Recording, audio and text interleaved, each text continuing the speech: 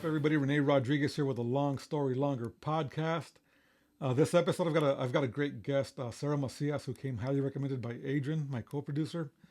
Sara was great, man. She's what you call a Jill of all trades. She's into crafting or tailoring custom clothing, I should say, costumes and everything. If you need clothes fixed, also she's able to do that. But she's also a production assistant. She's worked on several music videos. She's worked for Blue Origin here and there too, and she's worked on one of my favorite shows on Netflix, TexMex Motors. Very excited to show you guys that conversation that we had. So tune in for that, man. Sara was a great person, and I do gotta apologize real quick. So the day that we recorded this podcast episode, I had a doctor's appointment. We had hurdles every so often here and there with us recording this episode. And when we finally booked it, I got lost in our conversation talking to her. You're going to see at one point in the episode, I'm going to look at my phone and I'm like, holy shit, I've got 30 minutes to be at my doctor's appointment. I made it to my appointment in time and everything, but I ended that conversation abruptly just after 2 hours in. So it's still a good lengthy episode, but I feel like we just barely scratched the surface getting to know Sara. She's great, man. She's hilarious. Uh, had a good time laughing with her. So did Adrian. So I'm glad Adrian recommended her. Right quick, um, wanted to share a quick story. So I had my nephew's and his fiance's baby shower here at my house. Since I work out of town, I like hosting a bunch of the events or parties here at my house, make up for my time away from home. And Mijo likes having people over. I like having people over. And I had suggested to my nephew that we should throw a surprise baby shower for his fiance here at my house. They're going to have a little girl, I think sometime in June, if I remember correctly. My nephew Rick, he's a great kid. He's 30 now. He's still a kid to me, right? But yeah, man, he was shy about it, but he was happy that we were wanting to do that. And lo and behold, the baby shower was a success. Plenty of friends and family came over to show support, and we had a great time.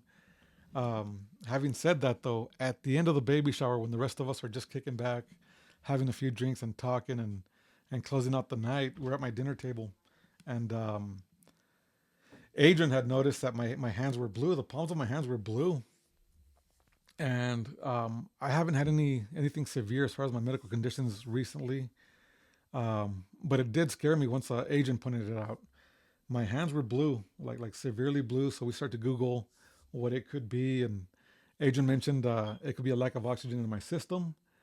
He mentioned that one of his aunties has a similar condition, whatever. And I'm not gonna lie, I was scared, but I kept it together for the most part. I'm thinking I'm at that age, man. I mean, I'm 44. I don't consider that old yet, but it's all downhill from here, possibly, right? Unless you take care of yourself, which I've been working on too. Um, but yeah, man, my hands looking blue did scare all of us for a bit.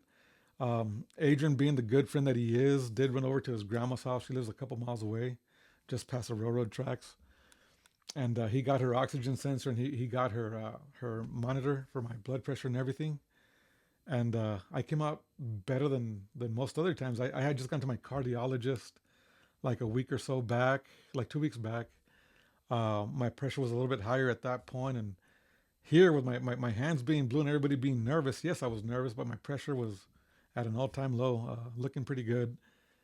So we're still scratching our heads thinking, what could be wrong, right? Are you sure you're feeling okay? They're all asking me if I'm okay. Are you sure you're feeling okay? And I'm like, yeah, I'm feeling okay. Um, at some point, my sister-in-law Isis was having a conversation on the couch, and she goes up to the table to see what we're all stressing about, and she sees my hands, and like that, she figures it out. She's like, "Is it your jeans? Maybe is it the color of the denim on your jeans fading into your hands?" And I instantly knew she was right because I had been rubbing my thighs that whole evening, whatever, having conversation, and every so often just rubbing my thighs for whatever reason. Um, I move a lot when I talk to, and I use my hands a lot too. So if I'm not waving my hands around, I am keeping my hands busy.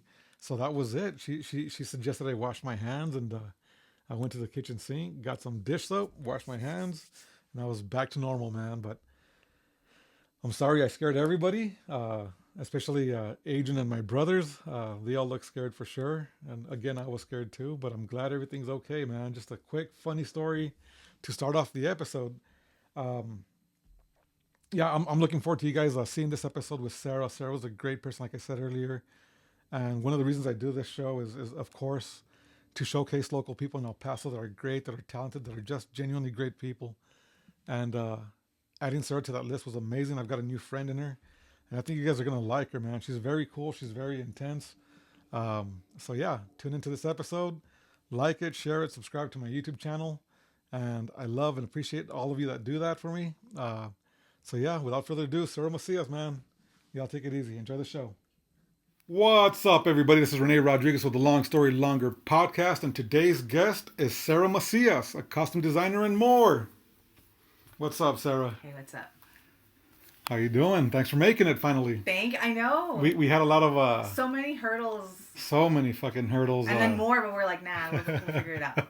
We'll figure it out, and thankfully you made it. You made it to Socorro from Horizon City. Yes. Sarah, you came highly recommended by Adrian, my assistant here. And from what he had told me, I got excited right off the bat, and then we added each other on social media and everything. I saw you're pretty cool based on what I see on social media, you know, so I'm excited about this one. As far as costume designer, though, you've been doing that for how long? On and off, like 10 years. 10 years? Yeah. And what got you into it? Or how'd you get into breaking into that field of... Yeah, well, I'll say not specifically the role of costume designer, but like the department of costumes. My first experience on set was a wardrobe intern for a movie called Unlimited. Okay, cool. And they filmed that in El Paso, like far west side. I think like where the Donovan area is, like when you go down to that area of town. That was cool. I did that for like 4 weeks, and then like after that, I just kept getting calls. Like, can you come on set? Can you be a production assistant? Can you come do this? So that's how I made my way into that. So you're generally a general contractor per se, as far as that goes. Yeah, we're independent contractors. Yeah, that's basically what it is. Right on, and so you've got people asking for you by name too, and are you out there looking for work too? All the time. I'm like on Facebook. I'm a part of like 40, 50 film groups. And it's like my classifieds. Like every day I'll have my coffee and I'll filter it by like El Paso, and I'll just see if there's work. I mean, obviously that I can do. Like if there's like a camera operator and all that, it's like I can't do that. So right on. It has to be stuff that I am somewhat qualified to do. That's badass that they have that here in El Paso. I mean, of course they're gonna have it everywhere. We're not that small of a city anymore. El Paso's getting a little bit more creative, I think, the last several years. And, 100%. I mean, social media helps too, for sure. Yeah, that's badass. Yeah, man, it's been cool. Right now we're like on a super slow, painful slump, which it's like it's cyclical. Like there's like high periods of work, and then there's like medium, and then there's just like where everyone's like, oh, I gotta go get a real job for 6 months or something, you know, but. Yeah, I fall back on my other stuff that I can do in the meantime to help. What other stuff do you do? So this is why it's like costume designer and more, because so I'll do like, let's see, where to start? Like I'll do like tailor work, seamstress, costumes, mystery shopping, focus groups. Right. All the weird random stuff, you know? So as far as the tailor work, is that something that you've been doing even before you had this as a profession, or? Yeah, I've been sewing since I was like really little. My grandma taught me how to sew. And then in high school I was like, I'm going to make my own clothing line. And it was with my friend Tommy.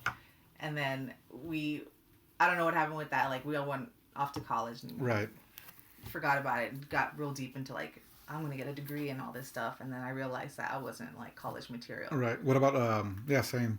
What about Halloween costumes? Any homemade or? Yeah. Hell yeah. Hell yeah. All the time. Like, I'm always like, well, you guys, to my kids, like, what do you guys want to be for Halloween? Because my kids are like, I don't want to do Halloween. I was like, it breaks your heart. When my kids started saying that, I was devastated. Absolutely. I was like, are you sure? Like, is this something I can do for you? Yeah, that's Miko now because growing up, my mom was the same way. She still sews to the day. Mm-hmm. And we had all the coolest costumes that were homemade growing Yeah. up. And she's done it for my son too. Mm-hmm. But he's getting to that age where he's a cool 10-year-old now, almost 11 in a couple Oh, of right. months. So this last year, he was Kanye wearing a black hoodie or a black leather jacket, black pants, and his face covered up in just a black mask, I think. Something Kanye. And I was like, no, dude, nobody's going to know who you are or what you are, man. Just do something else. Did you want to be Batman or something? Exactly. Can I sculpt something out of foam for you? So we had my mom for his birthday parties that were themed. I think it was his second birthday or his third birthday party. I think it was second birthday party was Ghostbusters themed because he loved the Ghostbusters movies because of me, right? So she made him his little jumpsuit and everything, and I had my shirt too. And Yeah.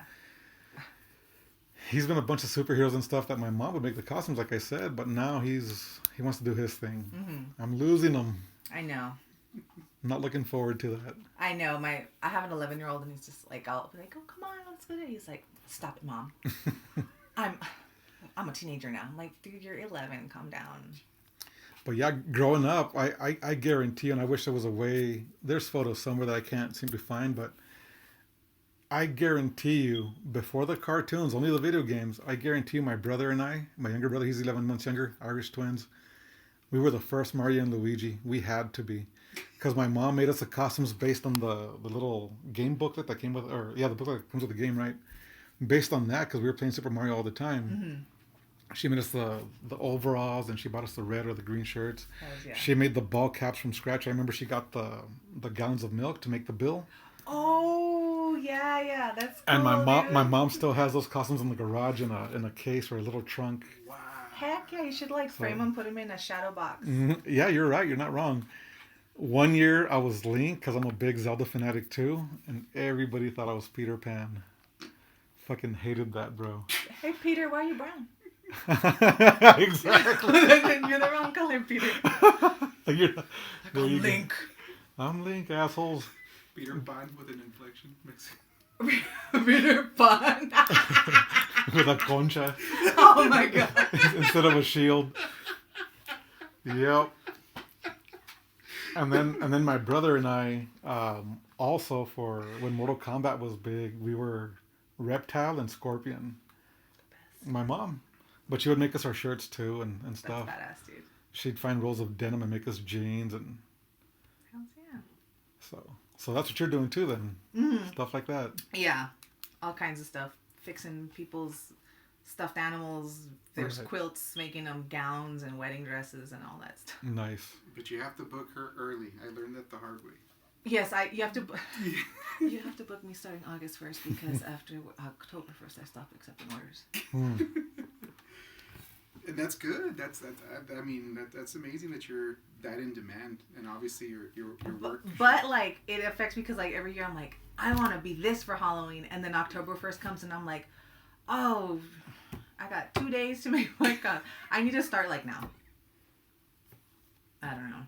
And as far as that goes, are you it's like me as far as being a musician, I love playing music regardless, but as far as drawing too, that's one of my drawings right there. Oh, But as far as drawing, I have to be in the mood. yeah. And I have people that want drawings here and there, and sometimes I follow through, sometimes I don't. Sometimes they say they'll pay me and whatever the case.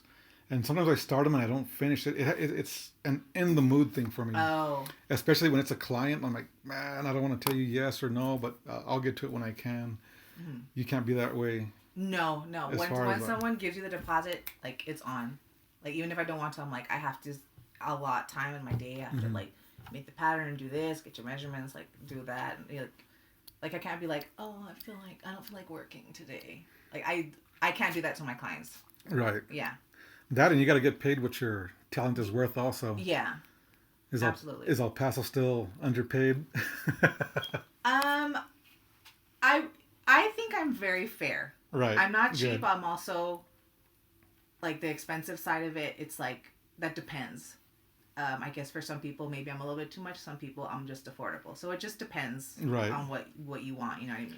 Yeah, my mom's the same way where people take her stuff and she's very inexpensive. Mm-hmm. And she'll be like, no, just give me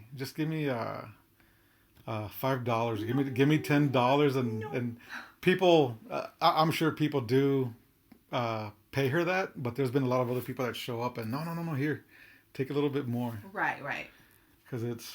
No, it's time. It's your time. It's your peace of mind and your sometimes like it's your sanity, because you'll just be like, oh, this outfit's just driving me nuts. It's not supposed to take this long, but for some reason it's just like it's become a whole other monster. Mm-hmm.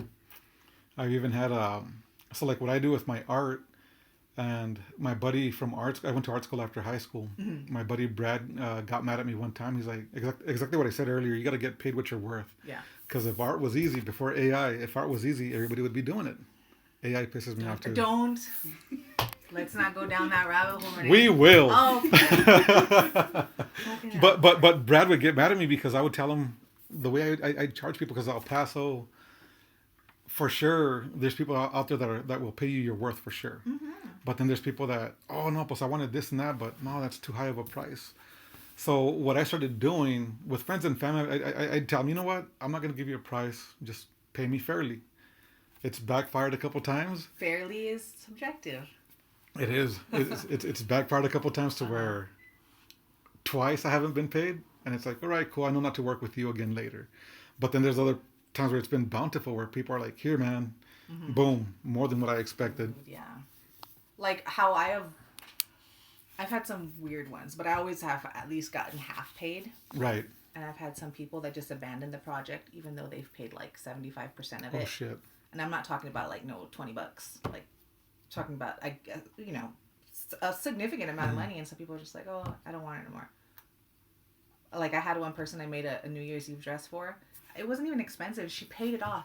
Right. That was 5 years ago. It's still in my bin. She's never come pick it up. So I hope nothing happened to her. But if it didn't, it's like, don't you want what you paid for? I don't know. People are weird. I don't. And I imagine if you take pride in what you do, you kind of want to see their reaction when they see it. Oh, absolutely. And you don't get that fulfilled. Oh, dude, 100%. Like I'll send. I finished like some outfit last night for a lady who's doing like she's going to a birthday party that's like Wicked theme, and I sent her the picture, and she was like, "Oh my god!" And I was just like, like you get all full of. Oh, for sure. There's people that like I'm working on one right now, and he took a while to respond when I sent him a draft. And he took a while to respond, and once he responded, he was all happy about it.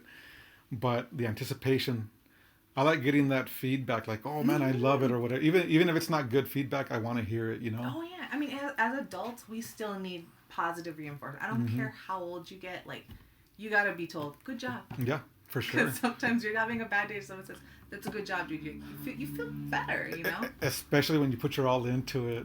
So like for instance, like the music that my son and myself do, and my buddies that have jammed out with us, like we released a song on Valentine's Day most recently, Luna, and I love getting feedback on that, because that's why I do it. You want people to listen to it. You hope that they like it, and I love getting messages like, that's you singing, that's cool, man, or whatever.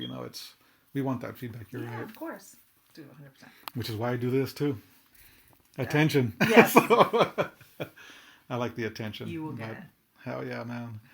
But as far as AI goes, how does that intervene with your profession? Oh my god. Okay. Oh, sorry. No, you're good. You're good. Okay, so this also goes with like people believing what they see online, right? Mm-hmm. Like, oh look, I know like, oh look at this old woman, she's been knitting for hours, and it's like some 3D, like you got little you know what I mean? You can tell when it's AI. She baked this bread in the shape of a Trojan horse. Like, people believe what they see, and I think it affects older people more. But I see, obviously like younger people also fall for it, and it's just like sometimes people will come and they'll have unrealistic expectations. So like, can you make this? And it's like, this is not found in nature. Like, this defies physics, logic, like, thermodynamics. Like, it just defies everything, dude, right?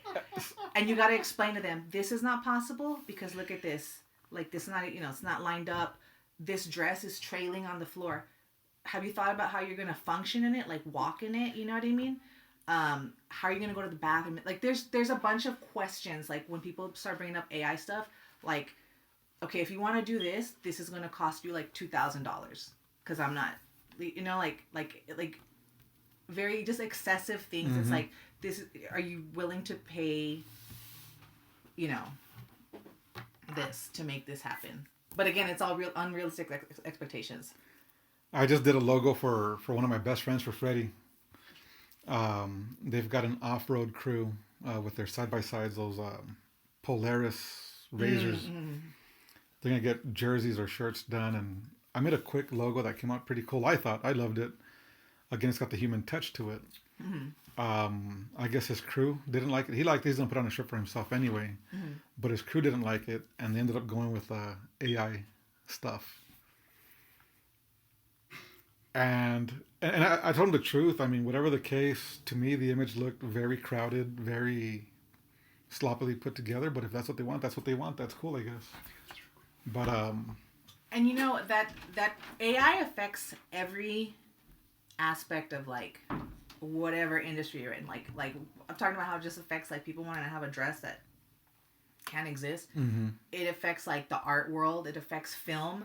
Because I don't know if you heard of like there was like a backlash with the Coca-Cola like Christmas commercial that came out, and it was like all AI generated, and it's like that's jobs that they took away that could have paid people who work in animation and like art department, like so like voice actors, so many things, and they're like outsourcing it to a program like to save money, but it's like it's literally that's literally taking jobs away from people. It's like the AI aspect. Oh, we want to, at Walmart, you know, we want to have one cashier, and then we want to have like 12 self-service so people can do it themselves. Like it's bad, man. Like I mean, I'm not saying that that's AI, but just like machines taking jobs away from human beings. Like that's a serious problem in like all kinds of industries right Yeah, now. for sure. So I've dabbled with it for fun, just to make jokes. But as far as for creative purposes, I'll never do it, because I know now you can have whatever AI program. I don't know if it's Chat GPT or whatever.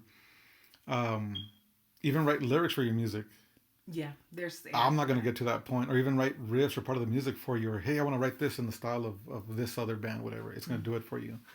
So I think I know some people are saying you got to get with the times. Bullshit. No, man. You need a human touch. And You do. as far as audio and even visually, you can tell when it's AI now, but it's only getting better. So at what point are we gonna succumb to it, if at all? Yeah. I'm not excited about it. Yeah. Oh no. I mean, it's so bad. Like, yeah. It even affects like I watch like these YouTube channels. It's called like Social Catfish or something, and like some of these ladies, you know, like they'll give away like their life savings to like their fake Johnny Depp boyfriend, but like you know the AI is getting good, so you can like get a video, pull it from the web of celebrity talking, and then they like manipulate them out, Right. and they copy, like they clone their voices. So that's how they're like also scamming people. So it's like it's crazy. So anytime I see something AI generated, I'm just like, this is not how we should approach this. As it is, people already say that on social media our personas may or may not be fake, and with AI as the icing on top of that, It's another level. Another level of fakeness. Yeah. Oh yeah, it's what is this thing I heard about the other day? It's like the Japanese have like a saying, like you have your three selves. You have like your self in person, yourself online, and I think it's yourself in private. I think there's something like that. I have to look it up, but it's like, yeah, everyone has like their who is your real self? You know Right. Because you can have like your profile on Facebook and like face tune it, and you look, you know. I think that's why I purposely, and I'm not saying I'm better than anybody, because I'm fucking not, but I try to be as true to myself on social media as I am in real life. I'm not going to put up a front. I'm not going to say things I don't believe in, or I do, however, filter myself because of work. Oh yeah. I filter myself because of work. I'm very opinionated for sure, but I do filter myself to a certain extent. But for the most part, what you see is for sure me. Because I still say stuff that's pretty not intense, but for sure my voice, my opinions. But there's some stuff I do shy away from. Yeah. Politics, I don't care about politics anymore. It is what it is. I don't want to burn bridges or whatever Oh with no, politics. I tried it. It's mentally exhausting, and I'm just like, I'm not. I don't know. See, I don't want to go down that road either. I'm not gonna play that game. I'll just step away and let everyone else have their. Everybody can have their opinion, and my opinion is my opinion. It's not gonna change the world or alter anything either. It's. No, yeah, I mean, my thing too, like with politics aside, like I realize like what the biggest difference you can make is like in your community. Like charity starts at home. So what do we do that I can see the change like immediately? You know what I mean? Like voting at a local level, doing charitable work, helping out your friend. You know what I mean? Like that's where you see instantaneous. If you're talking about like instant gratification, like that's how you see like the results of you doing something. Or the community doing something, then like you'll see the results of that. Did you end up seeing? And I'm sure you saw it on social media for sure. But the whole fine arts thing with Socorro ISD. Oh, dude, that all the people that showed up to fight against the superintendent and everybody. Breaks my heart. I remember. So I don't remember this. Like on VH1, like late '90s, they had like Save the Music. Remember that? And they had like Gloria Estefan, all these people like.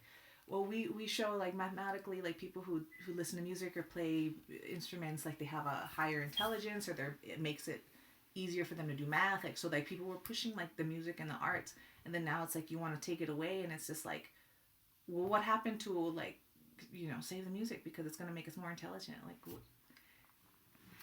I sat through the whole thing on my TV on YouTube, the live broadcasting of it. I sat through the whole thing and I was cooking dinner for myself and Mijo, doing whatever I'm doing. And I did post because at one point I heard something about, not verbatim, but they did pretty much say that fine arts was a luxury. Yes. And I was like, come on, man. Dude. But they're gonna have the football team. They're gonna get their stadium. They're gonna get their new equipment. They're gonna get better transportation. They're gonna have the best of this, and it's just like. And everyone else, like, is that not a luxury? One of the biggest reality checks that I had when going to art school right after high school was that you don't really need it.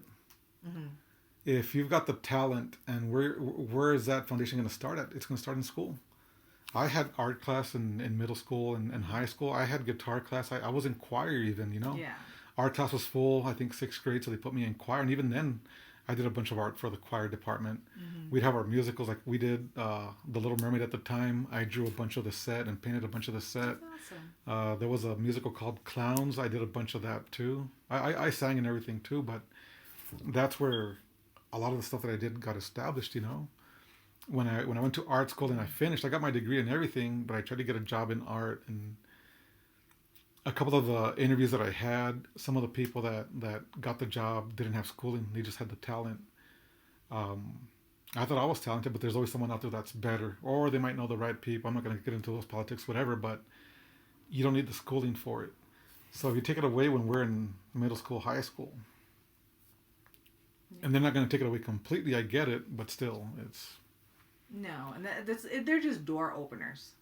It's like, what do you want to be when you grow up? Well, if you never let me play doctor or dress up or teach me how to draw, how am I going to know what I like? You just want to create like little worker bees, a number. And it's like, well, people want to have free thought and do creative things. Like humans are creative. Yeah. We know this from the dawn of time, like paintings and sculptures and all kinds of stuff. I think about being a punk kid, and so what they're saying is that they're not going to take it off completely, right? But they're going to trim the staff or what have you. But I think, what if some of that staff that you trim are the people that are going to influence a certain kid later in life? Because being a punk kid in high school taking guitar class, I remember going to my teacher, Mr. Borrego, and to the day it stuck with me. I heard the same thing from him and another music mentor later, but they would tell me, I'd show up to class and say, I want to play like the Chili Peppers, or I want to play like Soundgarden, teach me how to play this song, whatever, or teach me how to play in this style. And he would tell me, no, dude, here's what it is, bro. Learn what I'm teaching you and develop your own sound from that. But again, as a kid, you don't want to hear that, But to the day, my music is my music. I'm sure my influences are within my music, But to the day, that makes sense all these years later, Yeah. you know, and because of that one dude, Mr. Borrego, in guitar class. Heck yeah, man. So they're gonna trim the fat in the fine arts department. It's over there, excessive spending. It's stupid. But it was good, like you're saying, you got to do shit locally. It was good to see everybody fighting against the core ISD. I mean, and that's not the first time they had came up. Remember when they were going to close the SAC? And the aquatic center. So many people went, and they're like, I remember this one man. He went up there and he was like, I'm elderly, I'm retired. This is like my fountain of youth. Like I come here to do laps, socialize with my friends, stay healthy. It's like if you take it away from me, where? And I thought of it. I was like, where is another lap? Like a pool you could do laps that's like not the YMCA, that's not a private pool, Correct. that's on the east side. I'm thinking like east side bound. It's just like, yeah, you're slowly like taking away things that enrich people's lives. And I haven't been to the new stadium, but I heard it's smaller. Unnecessary for sure. The SAC is a great stadium. Yeah, I don't even understand for what. It's just I don't they're get it. fucking throwing money left and right. Yeah, someone's pet project. I don't know. I do think, however, some of the people that were talking out, some of the guys that are in politics or whatever that were talking out, they were out of line for sure. I'm glad the students spoke out. I'm glad the teachers spoke out. I'm glad that the parents spoke out. Some of these guys that are trying to make a name for themselves, they were being too much of a ass clowns, I guess, Oh yeah, it was like, wasn't there like a guy that was like arguing with this other representative? Yeah. And he was like screaming from the back. It's just like, okay, here's not the time to have your girly little your personal quarrels. spats. Yeah, like dude, let everyone speak their word, because we're all trying to accomplish the same goal. You know what I mean? I ran into that guy. I don't know him, but I ran into him I walked over to Ross. My brother was living with me and his wife, and they just got their house. And I was like, I'm gonna buy them some of the stuff that they need, some of the essentials. I bought them pots and pans and whatever for the kitchen and stuff. And so I met Ross and I ran into him there, and I'm like, this guy looks familiar, and I'm like, oh, it's that dude, whatever. I think he added me on Facebook, or he follows me on Facebook. I'm not sure. Whatever the case, I don't agree with that guy, not for one bit, because I think he's trying to make a name for himself. Maybe. And some people, the only way they know how to do that is to be like loud and obnoxious. And Yeah, I could be loud too. I choose not to. oh, sure, I'm sure we all could. But let's show what we can offer by the fruits of our labor, right? That's how I feel. I'm very like old fashioned that way. Like, I think there's people that are trying to feed off of all the negative stuff going on, Paso and maybe, I mean, if you got the right fight to fight, for sure, defend it and make your stance known, try to help out as much as you can. But again, I think it's for a personal platform for sure. I think the reason I do this is to meet new people that are talented and that have got a story to tell and get the word out. For sure. I think this is fun. I like talking. I like conversation. I like hearing other people too. Making new friends, for sure. absolutely. But I don't really look into this as an avenue to quarrel or fight, or am I going to voice my opinion on certain things that I think need to be fixed? Yeah, for sure. But I'm not going to make myself an ass out of it either. It's not my vibe. No, yeah. No. Got it. Yeah. But besides that, okay, production assistant. You've worked on TexMex Motors on Netflix. Yes. I'll get to that right now. You've worked with the Mars Voltice on your resume. Yeah. Blue Origin and some other projects. What did you do for Blue Origin? I was a glorified I did nothing spectacular. Okay. I was basically like a glorified lunch lady. Okay. Okay, like I was production assistant. Like, yeah, I do runs and I go pick people up from the airport in El Paso and I bring them back to Van Horn. But like, it's a long drive, right? oh, dude, Could you do that twice daily? No. Listen. This is why I went. Oh shit. Okay, so when in the film industry, they have a union called Teamsters, Right. and they drive like the cars that drive the equipment, or they drive the talent or whatever. Right. so they had some drivers, like we were already at the end of the project of the launch that week, and they were bringing in, like, the drivers were flying in from California, and they're like, okay, we want to go pick them up. And then, like, it started becoming strange. Like, one guy, it happened to both of them. He's like, he wanted to bring his it's like a jump start battery for car batteries. He wanted to bring that onto the plane, and they were like, no sir, you can't bring that, that's a battery, you can't bring that on the plane. And then, like, he's like, okay. And another guy, I don't remember if it was like the same guy, but, like, he tried to bring all his mechanic tools, and they're like, sir, you can't bring that on the plane. So he had to, like, go back home. So he missed his flight.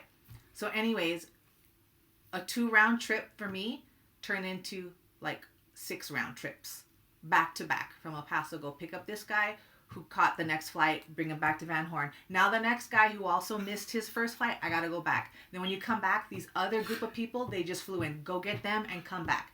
This people from Van Horn, they're leaving. Can you take them to the... So, like, I remember that day I should have got home, like, at 6 or 7 in the evening, and I got home, like, at 1 in the morning. Wow. I was just like, you guys gotta stop being silly. And that wasn't the first time. It just habitually kept happening, like, with these drivers. So I was just like...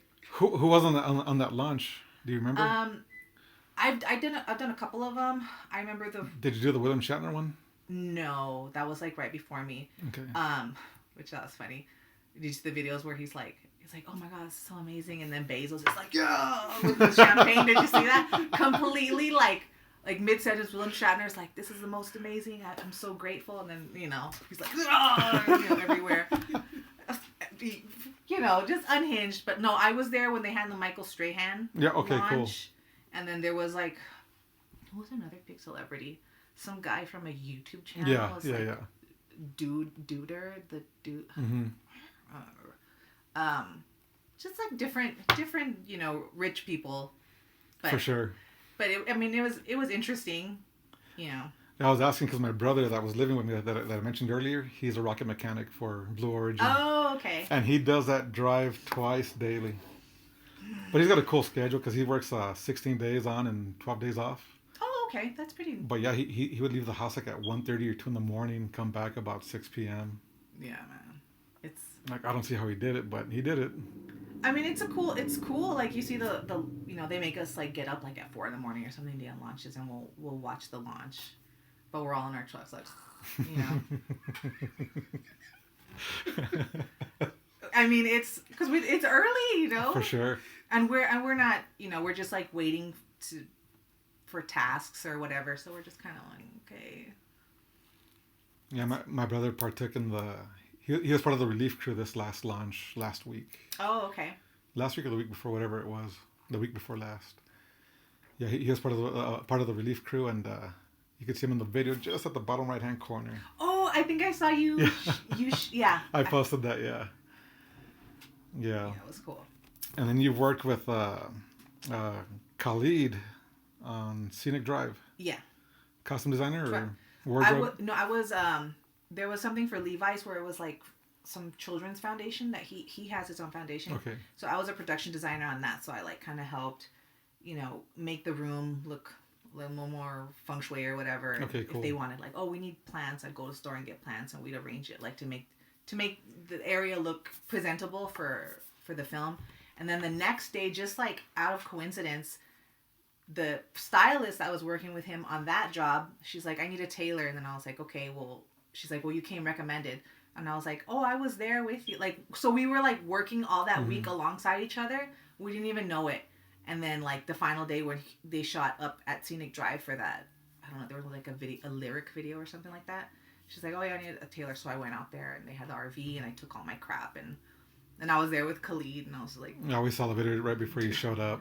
Yeah, doing his alterations on the clothes. Because, like, how it works is, like, the stylist will rent, like, a whole bunch of clothes. And then they'll pick out what looks good or whatever. And then, like, she's like, okay, we're going to wear this, but this needs to be shorter. It's too baggy on them. So I have to do, like, temporary alterations. So, like, I sew something up, and I can't cut it because she has to return it because they're rentals, right? So, like, at the end of the day, then I'm, like, undoing everything that I did for him. But he's, like, at the time, I was like, I mean, I had met famous people, but, like, Khalid's, like, a big deal, you know?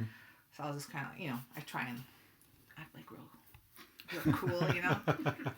So I was just like, I always say to everyone, I'm sorry if I pinch you, pardon, I'm gonna, because I never want to just like, there's some tailors that I've seen like online in videos, like they'll just be like, like you can't be touching. like the guy in Deadpool and Wolverine, fucking cupping Deadpool. Yeah, you just can't be like touching people with reckless abandonment, you know what I mean? Pah! So I'm always like, I'm sorry if I pinch you, I just want to see how much I have to take in, and does this look good? I was like, yeah, that looks good. I'm like, okay. I've run into a couple of celebrities, but I only approached one that I'm not even a fan of, but I pretended to be a fan of.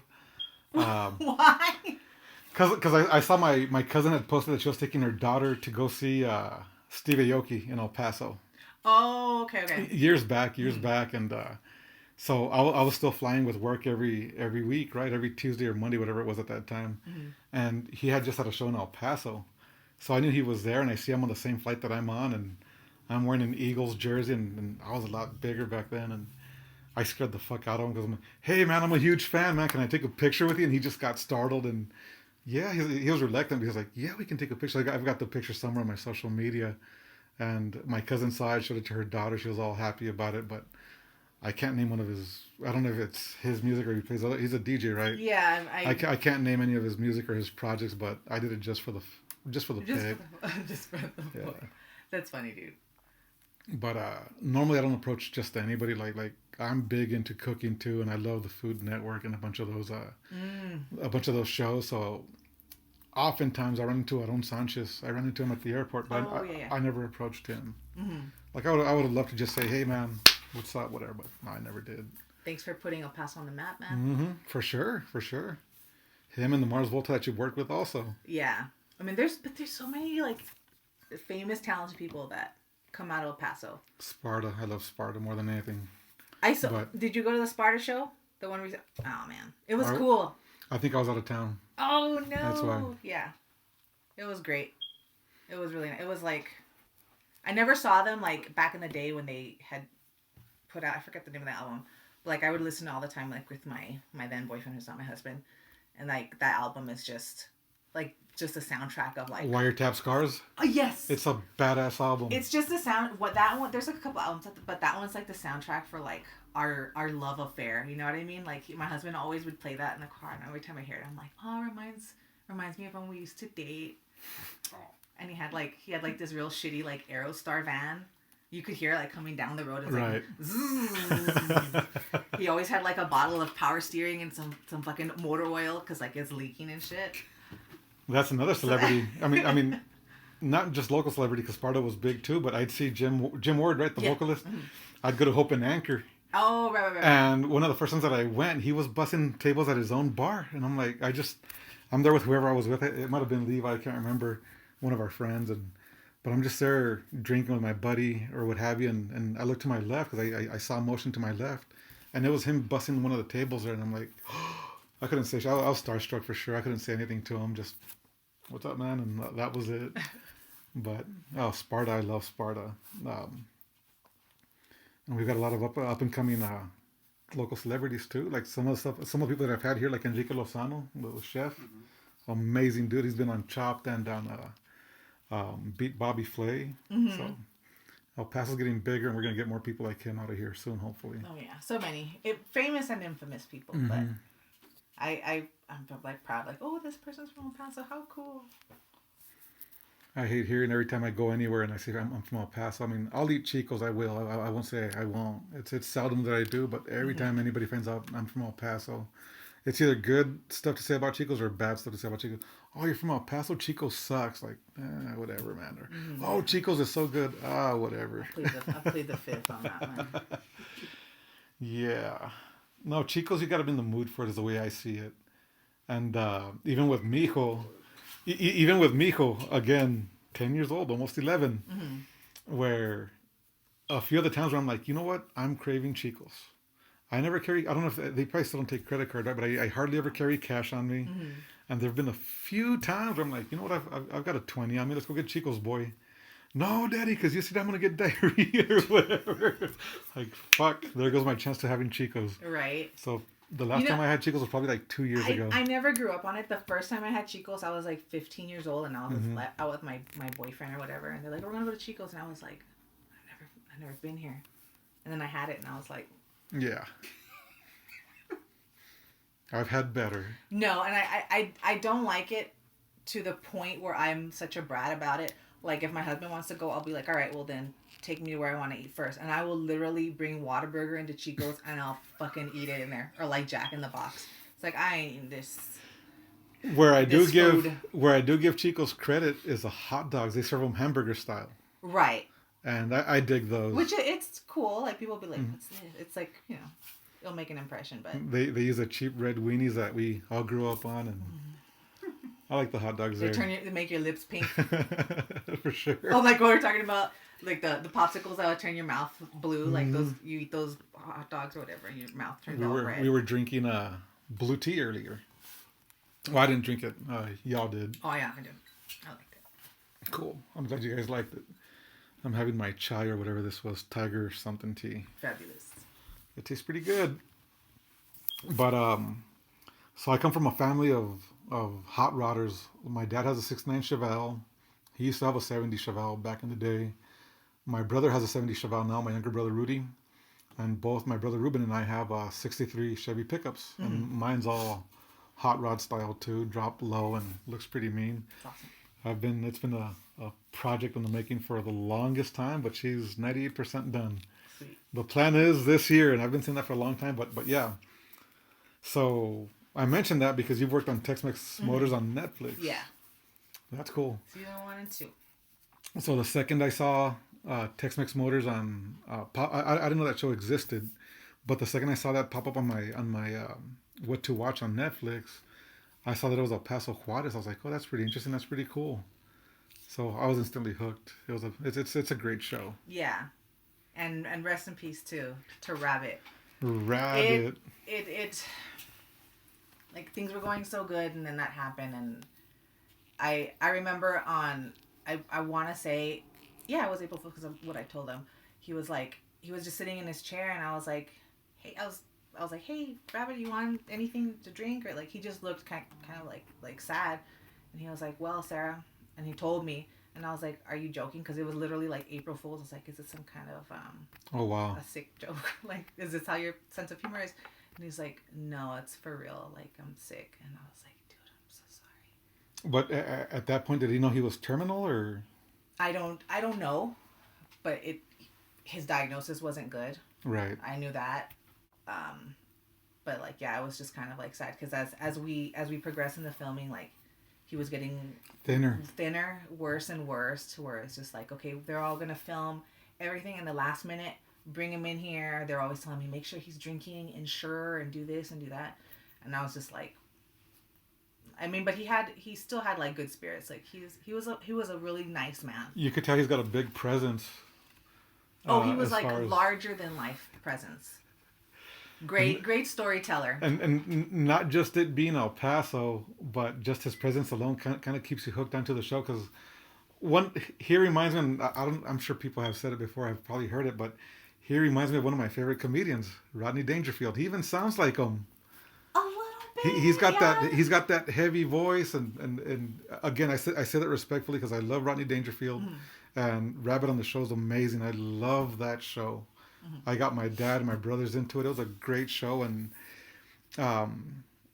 for sure gonna miss that guy on that show. Oh yeah, and I don't even know. I mean, I generally don't know if they're gonna do like any more seasons of it. I don't see how they could, because the magic, the dynamic between him and Scooter was just like, how do you you can't recreate that, like some things are just they happen naturally, and then once it goes away, like you can never recreate that magic. I would hope they do, because I mean other people moved into El Paso for the shop, right?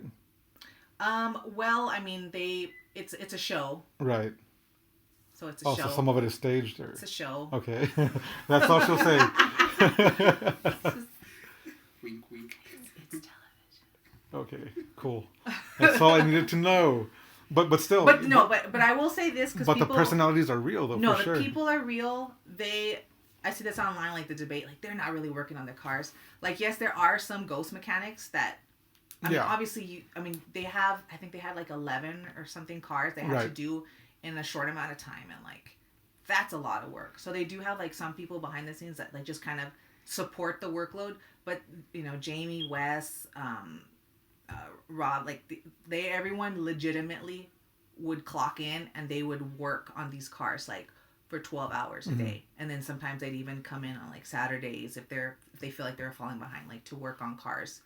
But like legitimately people, like these people were actually painting the cars and like fabricating, you know, they legitimately worked on it. They weren't just like a pretty face. Like they actually did the work. But either way, for sure, you want the people with character, the people that stand out to be in front of the lens too. Because even other shows like because again, being from the family I'm from, we love cars and we've seen a bunch of these shows, you know, and you've always got people in the background working anyway. So that kind of makes sense. Anyway, whether there's ghost mechanics or not, like that's almost a given. They're gonna be there. There's more to the crew than what you see. Yeah. For sure, because I mean, especially a bunch of these other shows too, they're busting out all project after project, and it's not gonna be just 5 people working on them. I guarantee you that's not the case. But even then, you're saying they're there 12 hours a day. I believe it. You know, it's such a great show. I hope it continues, but I see the issue with what you're saying, the chemistry that Scooter and Rabbit had. I would love it because I would love to work again. It was such like a wonderful thing, like because whenever I work on film, like you're working out of town, you have to commute. Sometimes they're like, we're not gonna house you, so you have to like drive long distances, come back, and you're exhausted. The people you work with are like not very kind, and they're not nice people. So like it was really nice to come in like Monday through Friday, you know, 8 to 6, 8 to 7 or whatever. And just like work with everyone was so amazing. Like everyone was it was just a joy to come into work every day. Yeah, and like Jamie, Wes, all them, Rabbit's good. Like they're just fun people. So it was like cool. You come in, oh hey, good morning, whatever, and like crack jokes and see them work on the cars and reveal things. And it's a great experience. It was a great time working there. And what was your role there for them? For the I was a production assistant. Well, they had me as like a garage assistant. So, like, I was working underneath the 2 guys that were managing the garage, which they weren't on the show. They were, like, other people, you know, crew. And they'd be like, okay, we ordered this. Go to O'Reilly's, pick this up. See if you can drive around town. We need to find, like, this specific screw. So, I would be gone for, like, 3 hours driving all around town. Like, we need this screw because we need it today, not a week from now if we order it from Amazon or something. So, like, it's just little things like that. Or going to pick up lunch again, bringing it back, make sure everyone's order's right and all that. You never got to go to Juarez with them or anything like that? Or No. That's crazy, though. Again, you're saying it's TV, but some of the situations I would wonder about watching that show was they're carrying a wad of cash to Juarez. And I'm sure, what, are they going to Sanelli side and that's it or what? No, but I'm thinking, if they go to Juarez with a wad of cash, and then even after season 1, people know who they are, you know? Right. Like, they'd be a prime target, especially a larger-than-life person like Rabbit, and then Scooter with his character as well. But and look, just for everyone out there, Scooter is not a character. What you see is 100%. No, and that's not what I meant, but no, yeah. I have to. He's genuine, you could tell. He is 100% genuine, and he is so much full of energy. He comes just like, oh, hey guys, good morning, what's up? And then like, you know, he'll go and he'll be like, okay. Like he's just like always like moving around, you know, and he's just like full of energy, full of life. The guy's like, I think he's like 49 or I'm sorry, Scooter, that's not your age. But he's just like, he's got the energy of like a teenager. It's amazing. And I love it. And I love that it's on Netflix because they don't censor what he's saying in Spanish either, right? Like, and I can't think of anything, a specific example, but he'd be saying stuff in the background to the guy when he's talking in Spanish. And they don't put the subtitles. Es que no la chingues, bro, está muy caro, or whatever, you know? And it's like, hell yes, man, that's our people. And those subtitles don't come out, but you're like... Some of them did, but they're no, they were different. Yeah, they were just like, he's saying this. And I'm at the age where I need subtitles now too, so I pay attention to the subtitles once in a while. So sometimes they're spot on, sometimes they're a little bit different, but sometimes it's like, did AI write these subtitles? Yeah. And there you go. But I don't know if you probably know him too, but one of my buddies, well, I met him because he shot our music video for our song Glow. Benny, cameraman. I know he was working on that show too. Benny, yes. I don't remember him being there too much, but I do remember Benny, yeah. Yeah, I know. I know he worked on that show also, and I've been meaning to get him on the podcast too. I got to get him on here, and I got to talk to him about new music videos also, because I've got music waiting to make videos for. Yeah, man. Benny's a badass. I like him a lot. He was cool. He was good to hang out with. Mm-hmm. But so were you getting paychecks at home with the Netflix logo on them, or? No, we were paid by they had their own like payroll company. Right on. But that has only happened like one time where it's like the artist's company, it came out on a paycheck, and I still have that paycheck. I'm like, no, I have two of them. The Khalid one said Khalid like in the memo part of the check, and then I had another one that I worked on a Solange video, and it was her company Saint Heron, and like it wasn't like Saint Heron I guess is like their own pay, they do everything, so I have a check that says like Saint Heron, like, and then it's my check. But so I tried looking up that video before you showed up, but I just found the lyric video. I couldn't find the actual music video on YouTube. Oh, it's there. It's weird. I don't know. Yeah, I couldn't find that one in particular. I found everything else, but not that one. So, and that was here in El Paso too, or would you work on that? No, they shot that at the it's a space center where they do the Virgin launches and Truth or Consequences. Right. They did it there, and it was all there like on the strip, and we took over like the museum part, and that's where it was me and another seamstress, and we were doing stuff, and that was really cool too. Because I remember like I got the job, but up until you sign the NDA, you don't know like who's the artist. They're just like, oh, it's a we need a tailor for a video. So I got it in the NDA, and it's it's like the Knowles family, whatever, and I'm like, what? And then it's like, well, it's, talent Solange Knowles, and I was like, oh my god, because I actually like Solange Knowles more than Beyonce. So like I was just like, I'd pull over, like trying to hyperventilating, like that's amazing. I didn't meet her though, and I'm glad. I just saw her like they shuttled us out to where there's like the strip where like the planes take off, but that's where they were doing like the video. And I just saw her from the bus, and I was like, she's so beautiful. I was going to ask if you got to meet her, because you could have asked her about that whole Jay-Z situation. Oh, no. She'll smack me, dude. Hey, ¿qué pasó? Oh, chisme. She's got a mean left hook. I'd be out for the count, dude. No. But that's where you have to, like, when you meet celebrities, you have to be like it's, like, stuff about them, but you have to act like, I don't know you. I'm just here to do my job to the best abilities. I'm not going to ask you about the chisme or whatever. Like, that's not my place. I'm not going to do none of that, Mm-hmm. Because I can only imagine, like, sometimes I want, like, you bring people, or you want to bring people on, and it's like, can I recommend this person for work? Because I don't know, can they control themselves? Can they behave themselves? Mm-hmm. And then, like, anytime, you refer someone for work and they're bad, it looks twice as bad, like, reflecting on you. So you got to think about, like, yourself, like, I'd like to keep working, so maybe I will, maybe I won't. I've kept good control, like I told you, with some of the celebrities I've run into.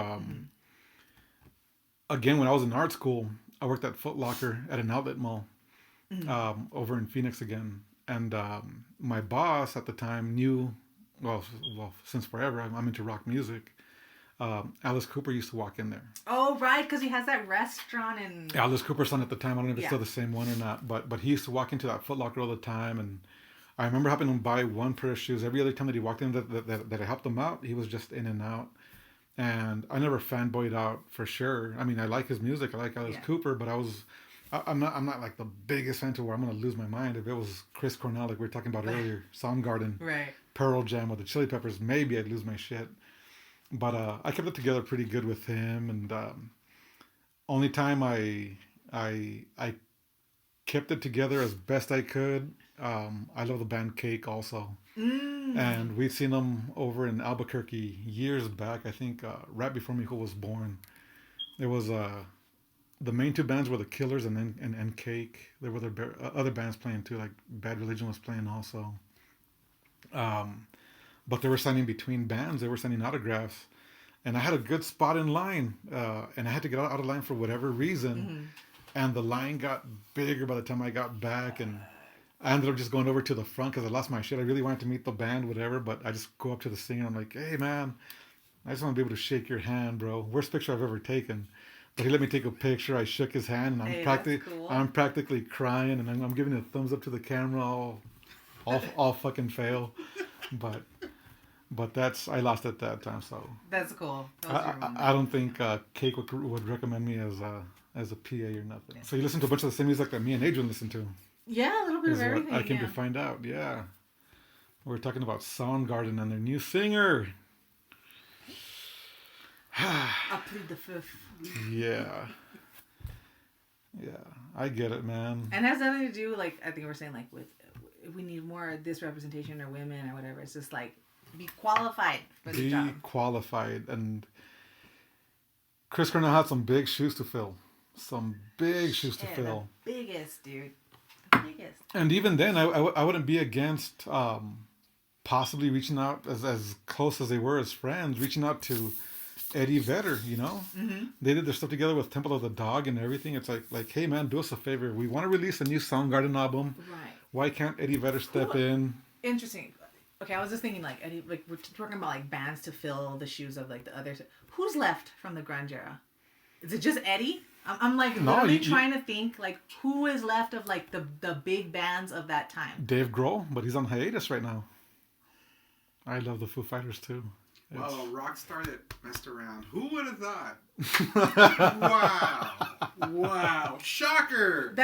I mean, put personal things aside. Like, yeah, Dave Grohl, but like... Jerry Cantrell. Yeah. And even Jerry Cantrell might fit the voice better. I mean, because Soundgarden did have that gloomy grunge sound. Sure. Alice in Chains has they've got their own signature sound, but they've got a bit of that gloom in them also. Mm-hmm. So maybe even Jerry Cantrell could have probably stepped in, but I mean, like you really have to sit there and think, well, who could it be? It's not like, oh, this person's available. They're all like they've passed on. Who literally is like right off the tip of your tongue? Like, oh, this person. I can't. I have to like sit here and think. I would imagine that there's artists that are great that would jump at the chance. Oh, of course. It's Soundgarden. It's all the members from Soundgarden. Minus Chris Cornell. Well, that guy, if they ask the guy from Operator, dude. He sounds just like him. He does. He really does. That was incredible what you showed me. Had no idea. And whenever I first heard that song on, whether it be Cali Q or XM Radio, whatever it was, I can't remember. That was my initial instinct or reaction was like, this dude sounds just like Chris Cornell. Mm-hmm. Yeah. I mean, there's always artists that sound like the light version of another artist or whatever.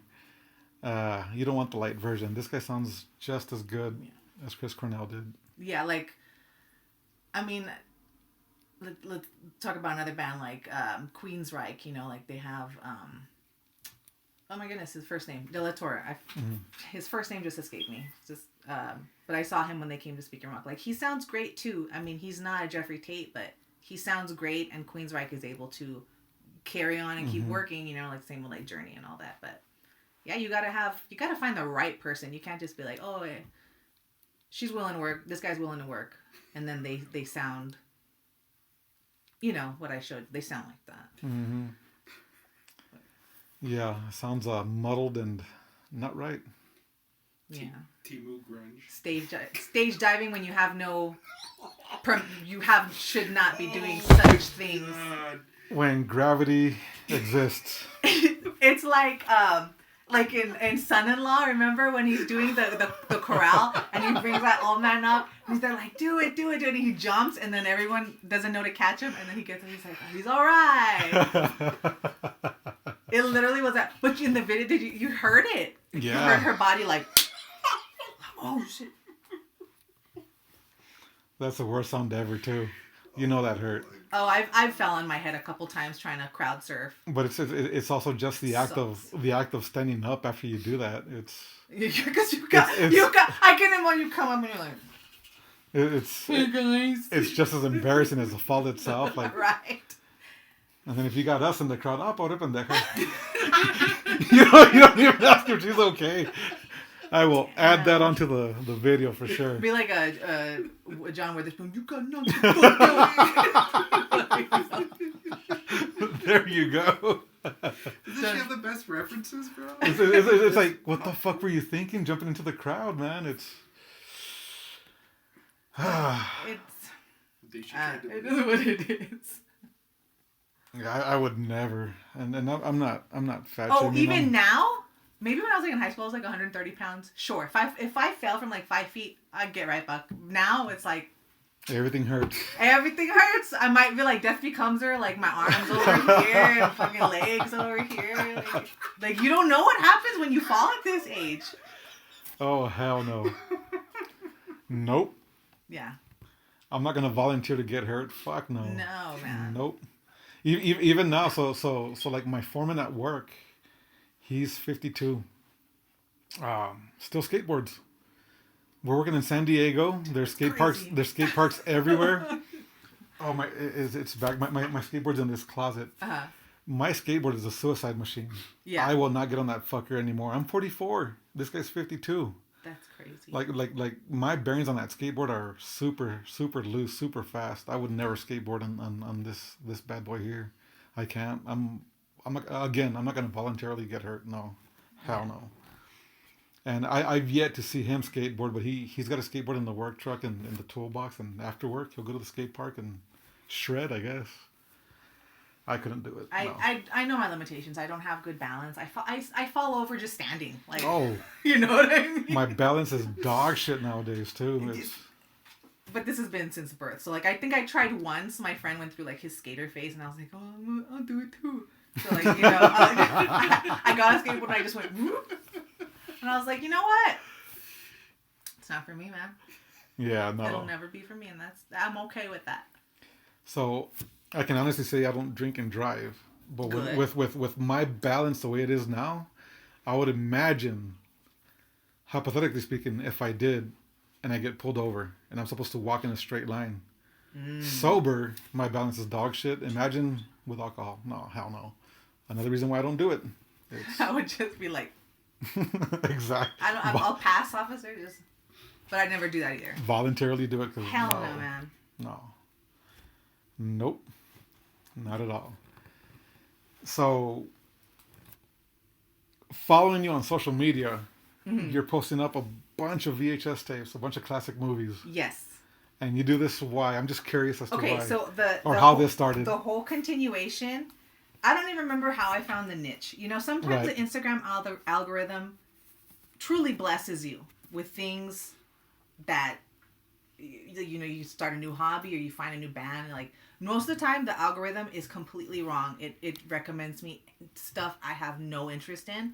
But every so often, I get a few. So like one day I had one come up and it was like, people were posting their tapes and I was like, people also collect tapes. I was like, that's cool, because I had a small collection. I didn't have a VCR, but I still had like some of my childhood tapes that I'm like, I'm gonna get rid of these.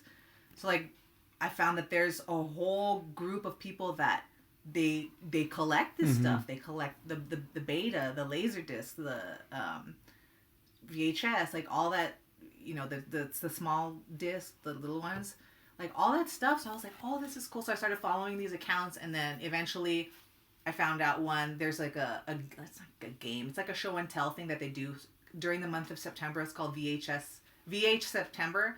And everyone, they give like a theme. There's like a couple accounts that like host it, and they'll put all the themes per day, like what you could post a tape for. So that's like, when you see it during the month of September on my Instagram, there's like 30 days of like every day I'm posting a tape that have to do with the day's theme or whatever. Right. And but since then, you know, once you find like, oh, people collect this, I can get into it too. Then the obsession just starts, and then you start finding yourself buying like mystery VHS boxes at like the pawn shop, and you know, you spend stupid money on things, but you know, it's like a collection. Like you for sure. You invest in what it may not make sense to other people, but it makes perfect sense to you. Oh no, for sure. Because I believe in like physical media. Like, dude, I'm so done with streaming. I'm so done with this. Oh, well, you can get it real fast. We'll just stream it. But it's like, it's. I just hate it now. It's like all the production companies cut on, right? MGM has their own streaming service, so they're gonna pull all the MGM movies out of everyone else's platform. Now you gotta pay a subscription to MGM. Paramount. Netflix used to have Paramount movies and all this, and then Paramount got wind of it. Oh, we should make our own streaming service. Now they took all. Same with and it's like, I don't want to be spending like $200 a month on subscriptions just so I have access to everything. It's like, what happened to physical media? Like, once you bought it, it's yours forever. No one can take it away from you. And you used to rewatch the same movies over and over and over. Hells yeah, dude. My two movies that I watch over and over: Very Gorgeous, The Last Dragon, and Coming to America. Those movies, I don't have those on VHS, but my God, those are the next ones in line. I have to have them at some point because I used to rent those like just all it's It's like I'd rent all like new stuff, and then I was like, well, I need my usual, let me get the usual, which would be like one of those movies. So the last movie that I bought physically a Blu-ray of was the latest Suicide Squad movie, because the James Gunn one, because it kicked ass. The one before sucks. My son loves it. I have that one too because of him. But yeah, you're not wrong. We used to have VHS tapes growing up that we saw over and over and over, and they were my dad's movies. Like we had of course, who didn't have a Chuck Norris movie in the household? We had Missing in Action too. Yes, I have that one. I don't have a case for it though. We don't have a case for it either, I don't think. But we had that movie. We had Gremlins from the old school movies. We had Gremlins. We had Police Academy, the first one and the second one. Yeah. And what else? I can't remember what else we had that we saw for the longest time. And we had the same movies. My dad wouldn't buy movies that often. How we got those, I don't even remember. But then my niece Ruby was born, and Lion King had come out at that time. Oh wow. So Lion King's one of my favorite. It's my ultimate favorite Disney movie for sure. Mm-hmm. I can rewatch that one over and over and over and word for word recite the whole movie for sure. But we had Angels in the Outfield also. Oh my gosh. That's a cool movie. And what I was going to tell you, because we were talking before we started recording about Pulp Fiction, my oldest brother Rick, no longer with us. He passed away when I was 16 or so. Oh, I'm sorry to hear that. How he came across this version of Pulp Fiction before it was even in theaters, I do not know. Because I remember seeing, we didn't call them the trailers back then, they were just movie commercials, right? But my brother, somehow or other, and that movie came out, what, like 95, 96? Mm-hmm. 94, 95? Oh, was it 94? Shit. So sometime before it was released, he had a not-for-resale copy of that movie with a case and everything. So I'm here 13, 14 years old watching that movie that I probably shouldn't be watching. No, man. But, so I mentioned to you when we were texting that movie to me was a game changer because even as a kid, there was something different about that movie. Mm. The style, the storytelling, how it bounces back and forth. I don't know how the fuck as a kid that made sense to me. But that movie was for sure. That one and Lion King are my favorite VHS movies for sure. That's cool, man. And Jurassic Park. I can't forget Jurassic Park. Oh, the first one, dude. The first one. Talk about like CGI with practical effects. Like the first Jurassic Park holds up. Like you can't. I don't think you can touch it. Like they have like the one with Chris Pratt and all that. It's like, dude, the first Jurassic Park was incredible, special effects wise. Mm-hmm. And story wise too. It's I think it holds up better than every other Jurassic Park movie. Totally. I think one of the last ones, Jurassic World or whichever one it was, I can't remember. I own it too. I bought it because my son wanted it. But where you see pterodactyls with T-Rex heads on them or whatever the fuck, I'm like, this is too much. But the first Jurassic Park was amazing. Yeah, first one, second one I like too, but the first one I always come back to it. Yeah. I mean, they're just melt. What did you say, the lecheros or whatever? Oh, they're just milking. They're just milk the shit out of that franchise. I don't even know. Yeah, pterodactyls with whatever. Like, dude, Can I ask you, I don't mean to interrupt, but... No, you're good. Can I ask you something that you work in the film industry, and something that I've always suspected about the film industry? Mm-hmm. Why are the budgets so expensive and the movies come out looking like dog shit?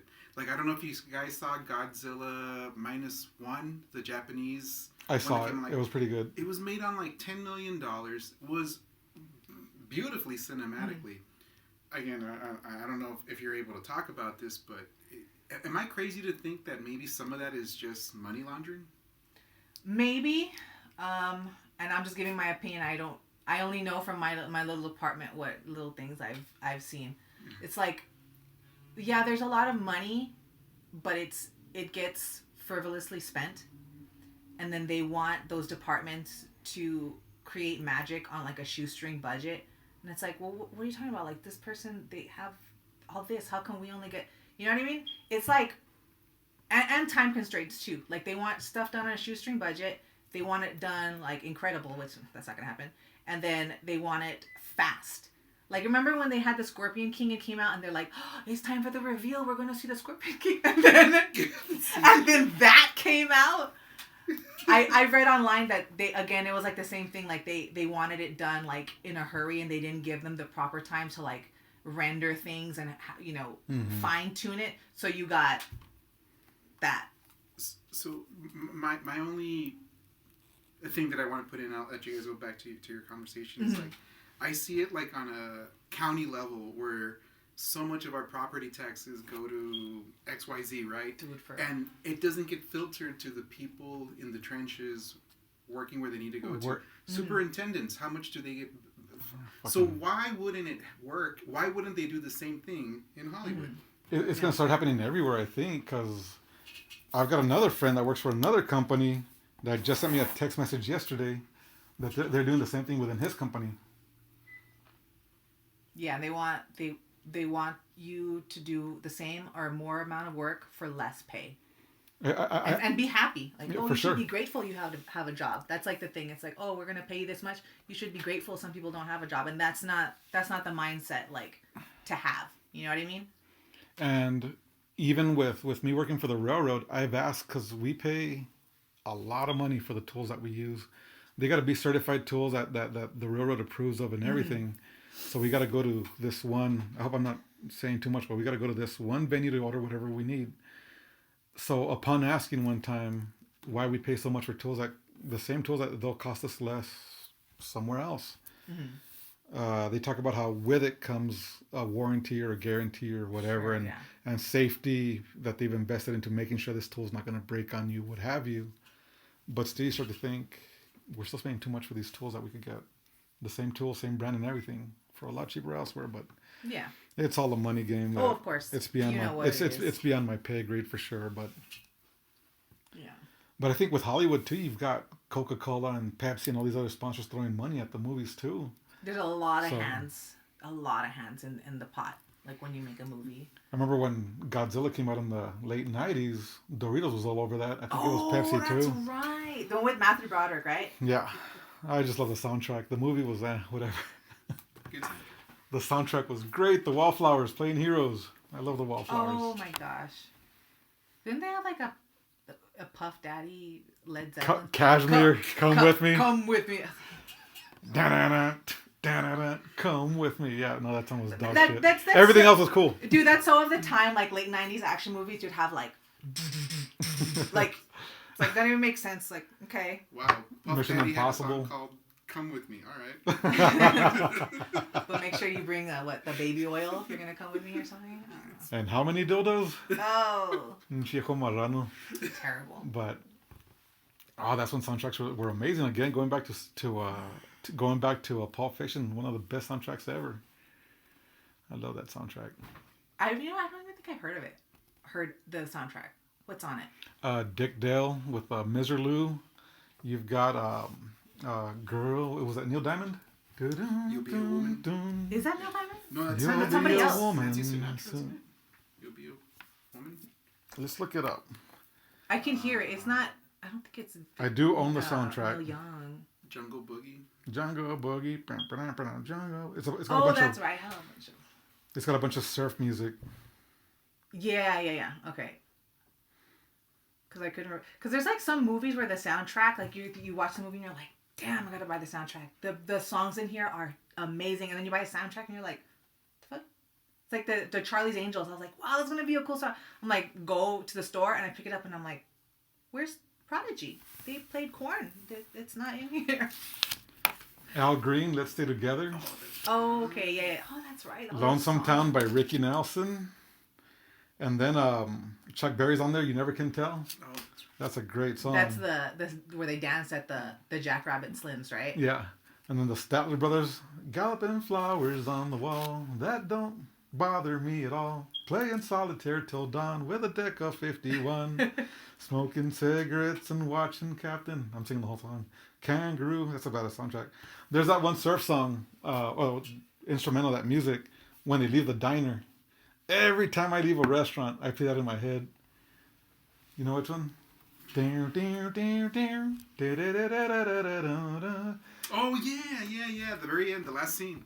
Yeah, that song plays in my head every time I leave a restaurant, guaranteed, bro. To me, it's one of the songs that stick out the most is the basement scene. Oof.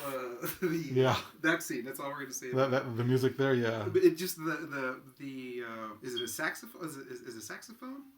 Mm-hmm. It's just so iconic. I'm like, the song. That scene is crazy, dude. Yeah, it was a coming of age thing for me. I was like, what's going on? What? I was like, I think it was 1994 when it came out.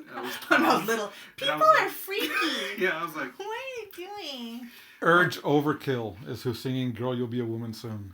Oh, okay, no wonder we were like couldn't figure it out. The Statler Brothers. I thought for some reason I was thinking Neil Diamond was on there, but no, I'm wrong. I guess to me the music wasn't like. I mean, yeah, it works for the film, but it wasn't like something I'm like, oh yeah, I want to go listen to that. I remember having the Crow soundtrack. Oh yeah. That had STP on it, Rage Against the Machine, Smashing Pumpkins, I believe. Those were the days. The Batman and Robin soundtrack kicked ass, but the movie sucked. It did. You know, the first Batman, was it Batman Returns? Was it when? Did you say Batman Returns? It was Batman and Robin. Batman Returns. Like Prince did the soundtrack. Right. I mean, I know like interviews like he regrets it or whatever. He's like that man can't make a bad song. Everything he touches turns to gold, dude. I like Prince. I do. And I think he's underrated for sure as far as a guitarist goes. But I can't get Dave Chappelle's Prince out of my head whenever I think Prince. I'm sorry. Oh, right? Dude, those Dave Chappelle's pancakes. Those were... I feel so bad for kids who can't live through what we lived through in like high school. It was like you'd watch Dave Chappelle and the next day you didn't watch it and you couldn't like do callbacks like to the... Like you were so lame. Mm-hmm. So lame, like the Rick James stuff, like fuck your couch. Like if you didn't come to school and you started like saying that rant, like you were just lame. Like how could you not watch Chappelle Show? The Mad Real World was one of my favorite ones. I don't know what it is about a headlock, but the next morning you wake up, your asshole hurts really bad. Dude, that's funny. What was that one guy, Lysol? He's like Lysol, Charlie Murphy. I had sex with. What's her name? Katie. I had sex with Katie too. Oh man, those are great. But yeah, even no, Batman Forever didn't have a soundtrack, did it? Yeah, it did because it had the Flaming Lips on it. Wait, Batman Forever was Val Kilmer. Isn't it Kiss from a Rose? Yeah. Kiss from a Rose. Seal was on that one. And then it had the Flaming Lips for the Riddler song whenever he's talking about It's that one quirky song that's really good about wanting to kill your boss. You hate your boss at your job, but in your dreams you can blow his head off. Oh, I have to hear that one. In your dreams you show no mercy, because Jim Carrey was bullied at work in that movie. Oh, right. So. Wow, your knowledge is. Flaming Lips, because that's back in the day when Columbia House and BMG existed. And that's how I got a bunch of those CDs for free. One penny. 10 CDs for a penny, but you gotta commit to buying CDs every so often. I did though, man. Boom. I did. I have no debts to BMG or Columbia House. I was always like, I gotta budget myself my little $20 allowance. I was like, I can afford 2 CDs this week. But that's how I grew my collection through. You actually paid them? Yeah, I did. Fuck. You're a saint. Because I wanted more. I did. Like I just. No, so here was the catch. Rene Jesus Rodriguez, my full name. Order 10 CDs for a penny under Rene Jesus Rodriguez. Cool deal. Don't pay it. I want to order CDs again under Jesus Rodriguez. Oh my god. It worked. No, but like they got you because how else could someone like 13 years old be constantly ordering music? You would order, it'd be like buy one CD for $8.99, get one half off. when you'd go to like Blockbuster Music or Sam Goody or whatever, and the CD was like almost $20, just one. So like the more you buy, they'd be like, okay, buy an album, get 3 CDs for $1. Fuck yeah! That's why I was like, I need to pay this, and I grew my collection so quick. Thank you, BMG. I can't remember which of my friends had told me that was a trick. They'll send them to you, just do it, and it worked. I even had a TLC because at some point I'm like, I've got all the rock bands that I like. That Waterfall song is all right. I'm gonna order that CD too. So I knew that CD top to bottom too. I can't remember it now, but I used to. Oh, the Crazy Sexy Cool. Mm-hmm. Yeah, that was a good album too. Mm-hmm. I had a bunch of my Chili Peppers at the time. I had a bunch of my Beastie Boys, Green Day. Oh yeah, Soundgarden. Yeah, I grew my little rock collection real quick. I even ordered books. The same way, there was a book company too doing that too. Oh, I didn't get 10 books for however much. Also. Do you remember Rockabilia? Mm-hmm. They'd bring the catalogs to school and everyone would be circling shit they could never afford. Like, I'm gonna get this, I'm gonna get this. I can't remember who carried the catalogs, but I remember one of my friends ended up carrying those. Maybe David Torres, I can't remember. But also, you'd see them at the back of guitar magazines advertised. Yeah. So, yeah, I remember Rockabilia. They're still around because now I've got the shop app. I order some of my shirts from Dixon, and Rockabilia's on there too on that app. Damn, that I used to buy a ton of stuff. I did buy stuff from there too. They would have like obscure things like. I think I would see like I never bought it because I didn't have the money, but they would have like the Deftones like Linus, or they would have like a Beast, like just like random weird shit like like cassettes and CDs that unless you're like a hardcore Deftone fan, you're like what, like Crenshaw's Punch. They'd have Venison, like these songs, like just a bunch of songs that they had a bunch of obscure stuff. Is what I'm trying to say. The Deftones, I love the Deftones. One of my favorite covers of theirs is "Drive" is it the Cars that plays the original song? I think so. Not "Drive, Be Quiet and Drive Far Away," not that one, but there's a song called "Drive," I believe, that they cover. Who's Gonna Drive You Home? Yeah, "Who's Gonna Drive You Home?" That song. The Cars. I think that's the Cars, right? I believe so. Okay. They cover that one. It's amazing. Because I can't remember who else covers it, and I remember somebody tried to show me that song. I was like, no. Oh, because it's on the 51st Date soundtrack also. I can't remember who covers it there. Ziggy Marley covers it there, I think. No. Oh, what? But somebody showed me a rock cover of that song, and I was like, no, Deftones did it better. Well, from what I remember on the 51st Dates, that whole soundtrack kicks ass. It was good, and then they had another. Okay, and I'm getting confused. It was the Little Nicky soundtrack. They had an acoustic of Be Quiet and Drive. Be Quiet and Drive. With Sandler playing too. Yeah. It came on MTV. Damn, I'm like overlapping on my. Definitely, I love Adam Sandler too. Like, oh hell yeah, yep. Damn, I mean obsessed. I used to rent those all the time too. We used to go to the Subway by Socorro High School, because back in the day they had the 99-cent subs, right? And more often than not, sometimes it was a meatball. But it was also, more often than not, it was a cold cut trio for 99 cents for the 6-inch. Damn. And there was a guy, his name, I can't remember his last name. He kind of looked like John Lennon. His name was Robert. He would hang out with our crew. You remember Herman Morales? No. Nerdy guy, but amazing dude. He was funny. He was hilarious. But I remember it was me, Herman, in that crowd, that Robert guy, I can't remember his last name, and some other people. So my dad would give my brother and I maybe $1 or $2 daily for snacks or whatever, and I would go spend it at Subway, get a 6-inch sandwich.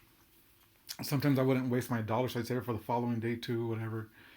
And Robert would always mooch off of us. And his dad was a doctor, and his mom was something big too, and he would always mooch off of us. Not his fault if his folks weren't giving him money or whatever, but still, he never bought us anything. And one day I got tired of it. I got fed up.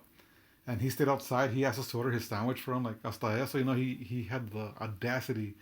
I'll kick back outside. You guys order my sandwich for me. So the guy that worked at that Subway, everybody at Socorro High School knew him. His name was Tim. This older white dude, facial hair, goatee, whatever. Was into rock music too. Remember hearing some creepy stories about him. I can't remember exactly what, but I remember hearing he was a creep too. Anyway. We ended up telling Tim, hey man, on this particular cold cut trio, put all the onions that you can in that motherfucker and put all the mustard that you can in that motherfucker too. So he did. We give. This isn't for you guys, is it? We're like, nah, it's not, man. Well, you're at it. Add a little bit more mustard. I don't think that was enough. So anyway, we give Robert the sandwich. And he bites into it. He was so pissed off. He stopped talking to me after that. So, damn. but I remember so because during that time was Happy Gilmore had come out. Yeah. So they had the Happy Gilmore cups at Subway and. That's what Subway is such a cool. Like remember when Coneheads came out? They also had like the Subway. I don't know. They had something for That's Coneheads. right. Yeah. That's right. They used to do cool stuff. Soul to Squeeze, our favorite Chili Pepper song, was off of the Conehead soundtrack. That's Yeah, that's my song too, man. That's my Chili Pepper song. My nephew has it tattooed, Soul to Squeeze. Is that what they're playing when they're in the car? He's like, Chris he Brown. wants to kiss her or something?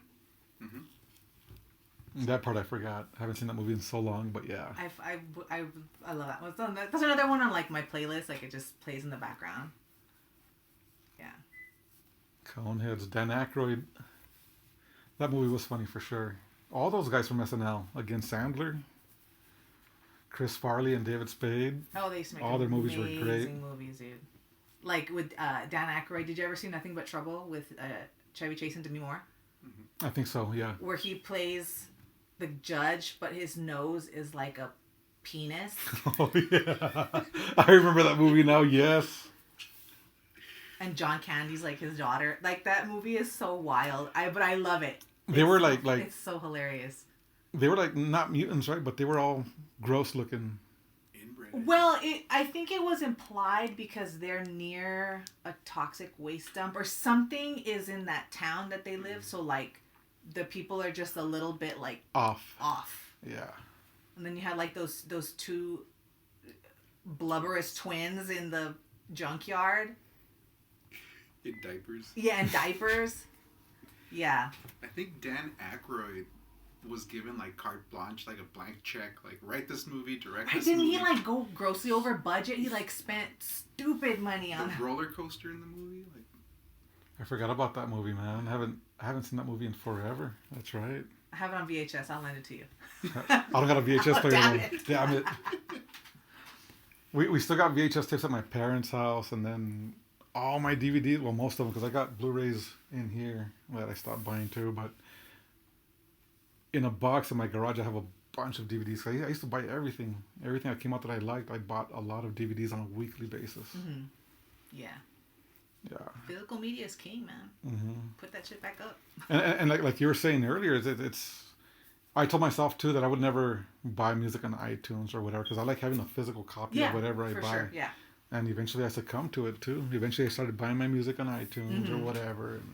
And even then, like sometimes if they lose a licensing, they'll pull it, and you'll be like, "Where's my?" And they're like, "Oh, here's a credit for it." It's like, well, I bought it, but they have the ability to retract it from you. Like that's why I'm just like, I'm buying CDs. I'm going like old school, dude.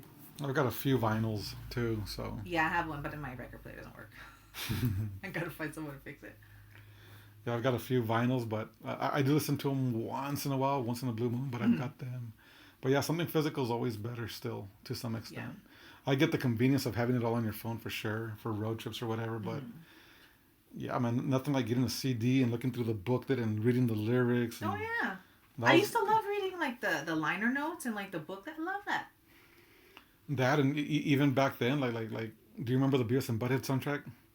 I didn't own it, but I remember. Yeah, I had like a ton of. The booklet and that had a bunch of drawings, and it was. Oh, that's awesome. It was a cool booklet to have too. That's and, cool.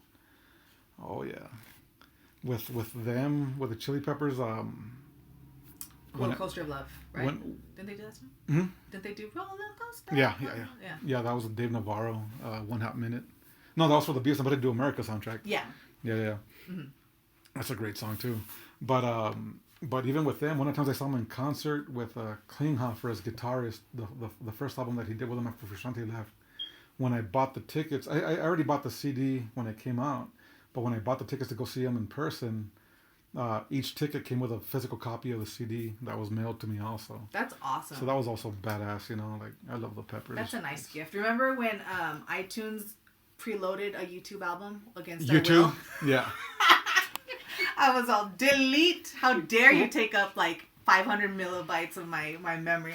How dare you? So I wasn't completely mad at that one because I love U2, but I will say that U2's music post 99, it's not what it used to be. The Vertigo album, nah, it's whatever.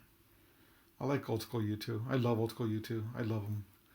I remember, did you ever, well, I only went because my friends were going, and Levi always remembers the story because I think Levi was with me. We were at the Ale House.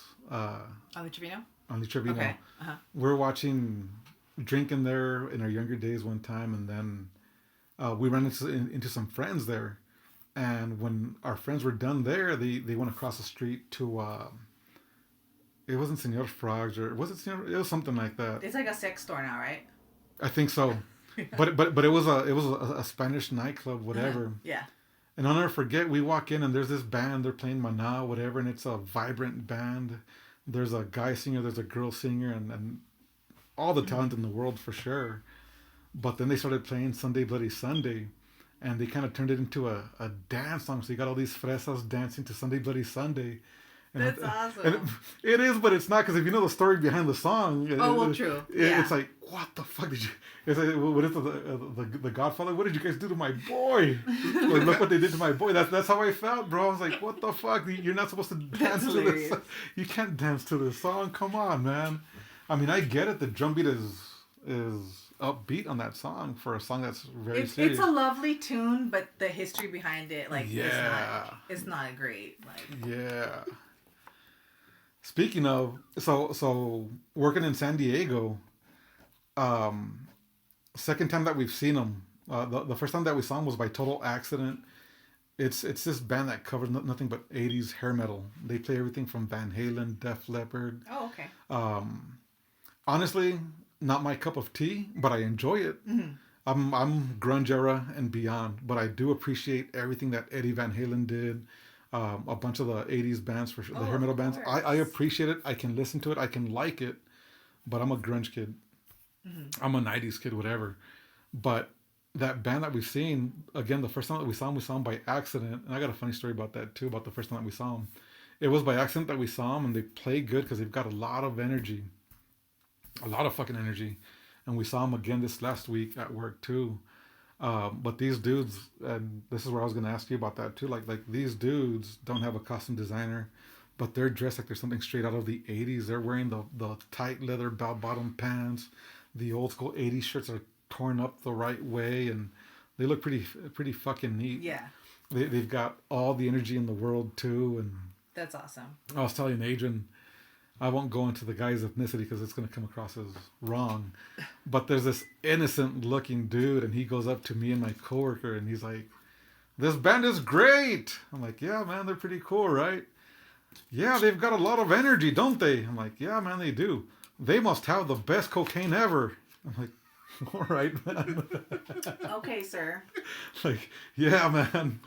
I bet you they do. But if you look at them, they sound great. They've got for a local band, they've got a lot of stage presence. That's cool. What are they called?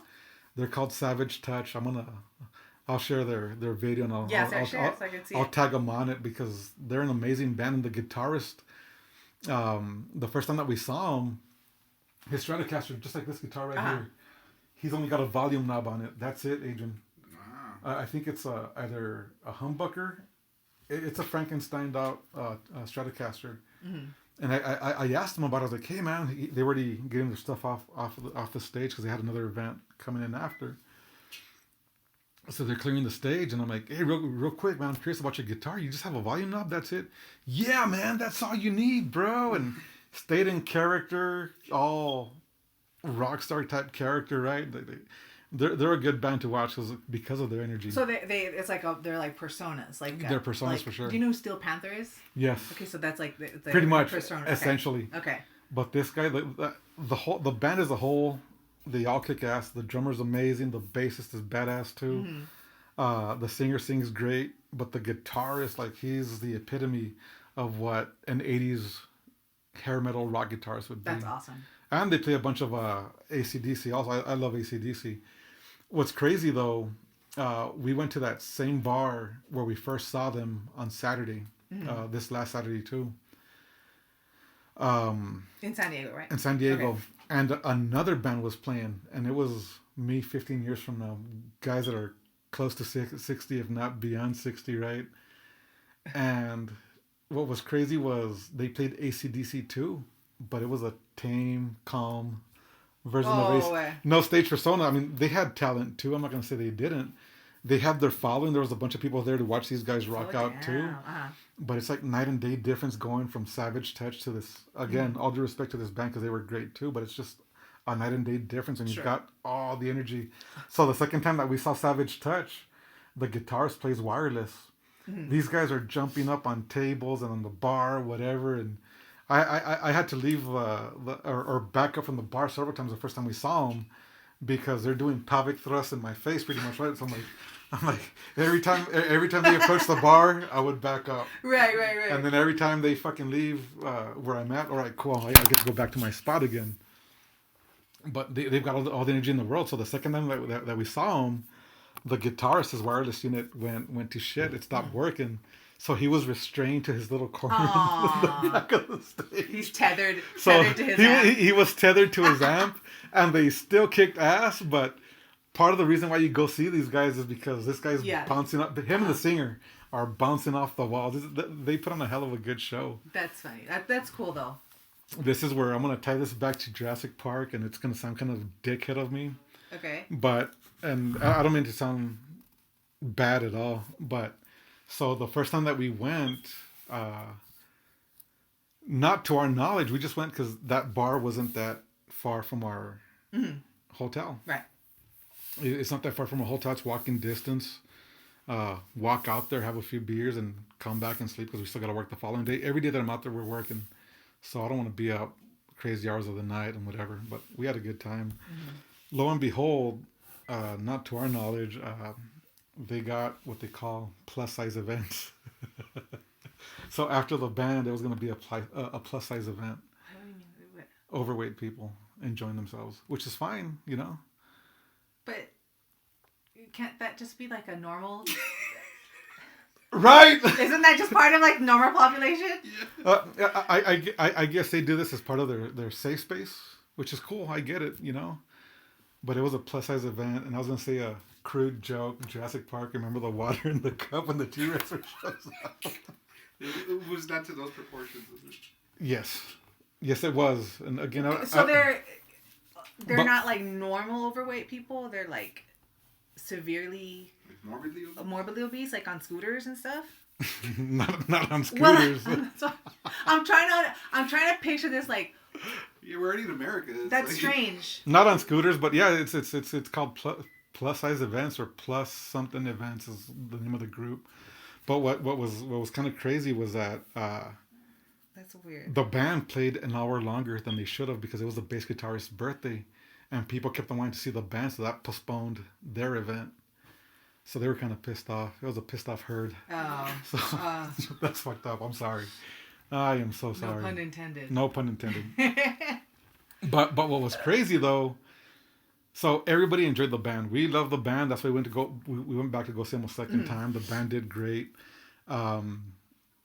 They pull their stuff off the stage, and then the DJ for this other event shows up. And if you saw Zootopia, remember Flash? Flash was What animal was he? the sloth. Oh, At the that's right. DMV. His name's Flash. I was like, he's a fox. Oh no, he's a sloth. This guy, for not having a lot of equipment, starts to set up. The plus people are already pissed off that the band took an hour longer, you know. Like, and this guy's taking his time, setting up his system, plays a sound on the speaker, walks around to the front, gets to the front of his set, nods that he's got the right sound, walks his ass back. I'm not exaggerating. This guy took another hour to set up. I'm already upset for these people. Yes. What I will say though is I don't want to say that they were a hype person, but there was a couple well, a guy and a girl. They weren't together, not a couple, as a guy or a girl. I thought they were with. Oh no, that was the second time. Never mind. Because another time that we went, it was another one of those events. And I don't dance, Sarah. I don't know how to dance. Me neither. I don't care to dance. It's not my thing. If people say they want to go, I've never been one to say I feel like dancing. No, fuck no. But music is in me as far as music goes. As far as guitar goes, that's it. But a second time that we went, again, they were having one of those events again, and we just happened to be there watching another band. And this guy's walking up to every table trying to get people to dance, and this girl's walking up to every table trying to get them to dance too. And I don't dance, man. My coworker started dancing for sure. But the girl comes back to me and she fucking forces me to dance, grabs me by the hand. No, you're coming with me. And I was telling Agent, I think I told you about that, right? Yeah. I don't dance. I did okay. I'm not gonna lie, I did okay. But the reason I don't dance is because of this reason right here. I'm the guy that criticizes the bad dancer, you know? And I don't do it to be a jerk or whatever. Yeah. But I do put myself in his shoes and I'm like, that's who I don't want to be, you know? I don't want to be that guy dancing right there.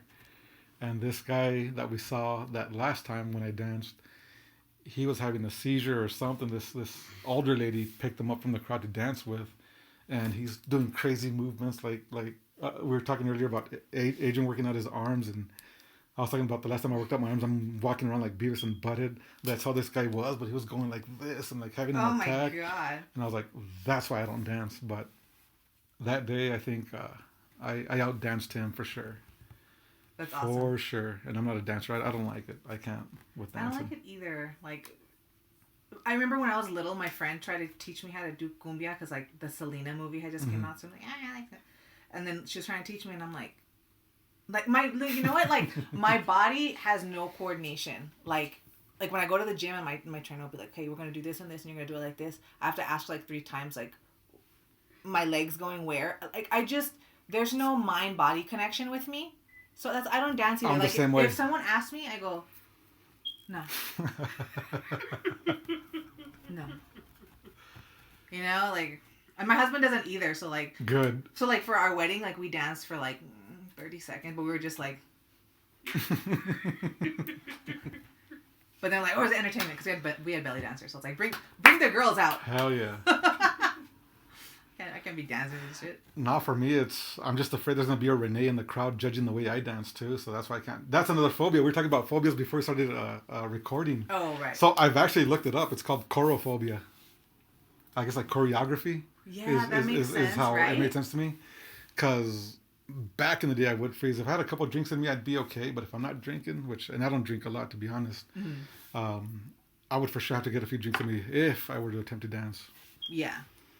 No, I used to dance like in like school dances and stuff, like with my girlfriends, like have fun. But I was only kind of doing it because like everyone else was doing it. But like as my own choice, like I don't care to dance. You know, it's just I'd rather watch people dance. And then now in my older age with my joints hurting again, I'm not going to volunteer to get myself hurt. Right. And dancing will get me hurt. Keep probably. the risk real low. Very low. Yeah. Extremely low, for sure. Insurances love me. I'm low risk. No, but those events are cool. We've gone to that same bar for karaoke, which is the reason we started going to that bar.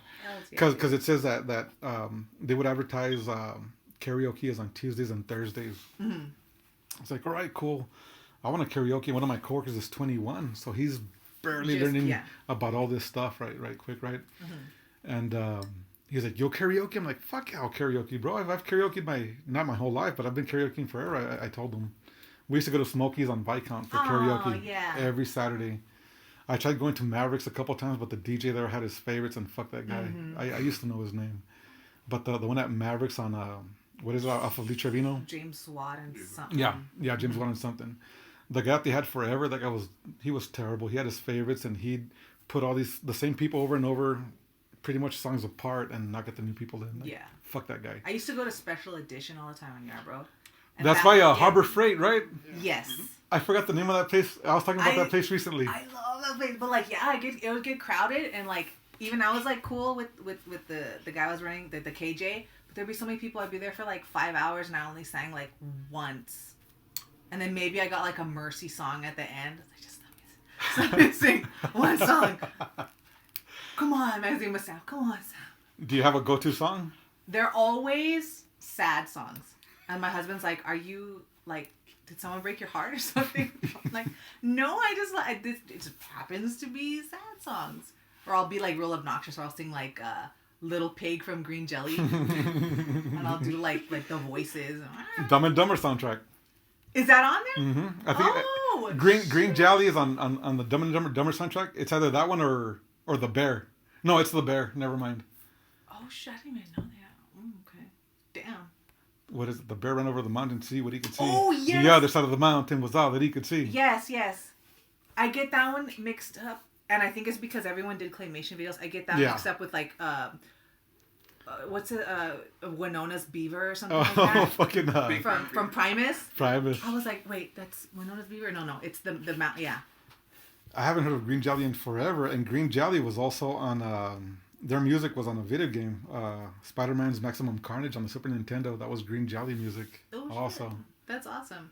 I haven't thought about them in a long time, so thank you for that. That's a good Why band. don't you sit back and whatever the how it begins. What pissed me off going as frequent as we did, I actually saw you posted about Grease recently. You're resharing a post. They're looking for guitars for Grease or something. Oh yeah. Uh-huh. But I got tired of people singing the same songs like "Summer Lovin'" during karaoke, or "Neon Moon." There's a hit that everybody always sings. They always sing that Sheryl Crow Kid Rock song. Picture. And I hate it. There was a guy that would always sing at Smokey's too. He would always sing Adam Sandler's "Piece of Shit Car." Dude, that's my song too. But this guy was terrible at it. This guy sucked at it. And he was trying to be funny, but coming from him, it was too. No. Just sing the song. A piece of shit car. I got a piece. Hey, Cabby, give me a push. It sucks real shit. Diesel guy sucks my ass. Like I love. See, me and Adam Sandler.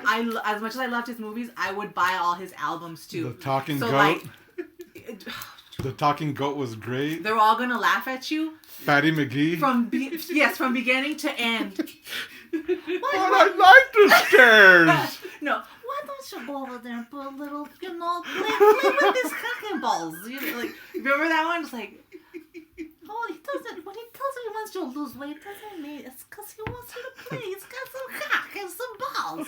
Why don't you play with him for a little while? Right. Yep. Oh my gosh. I had both of the albums. They're all gonna laugh at you. And what was the other one? Sam's Kid? No, Stan and Judy's Kid came after that. That was like the third one. Oh my gosh. That one had Steve Polychronopoulos on it. My name's Steve motherfucking Polychronopoulos. The Talking Goat was one of my favorite ones. That was Jim Brewer was one of the guys in the back too, talking on that one. I don't even. It was all the SNL guys. Adam was a goat, but the Fatty McGee one was badass too.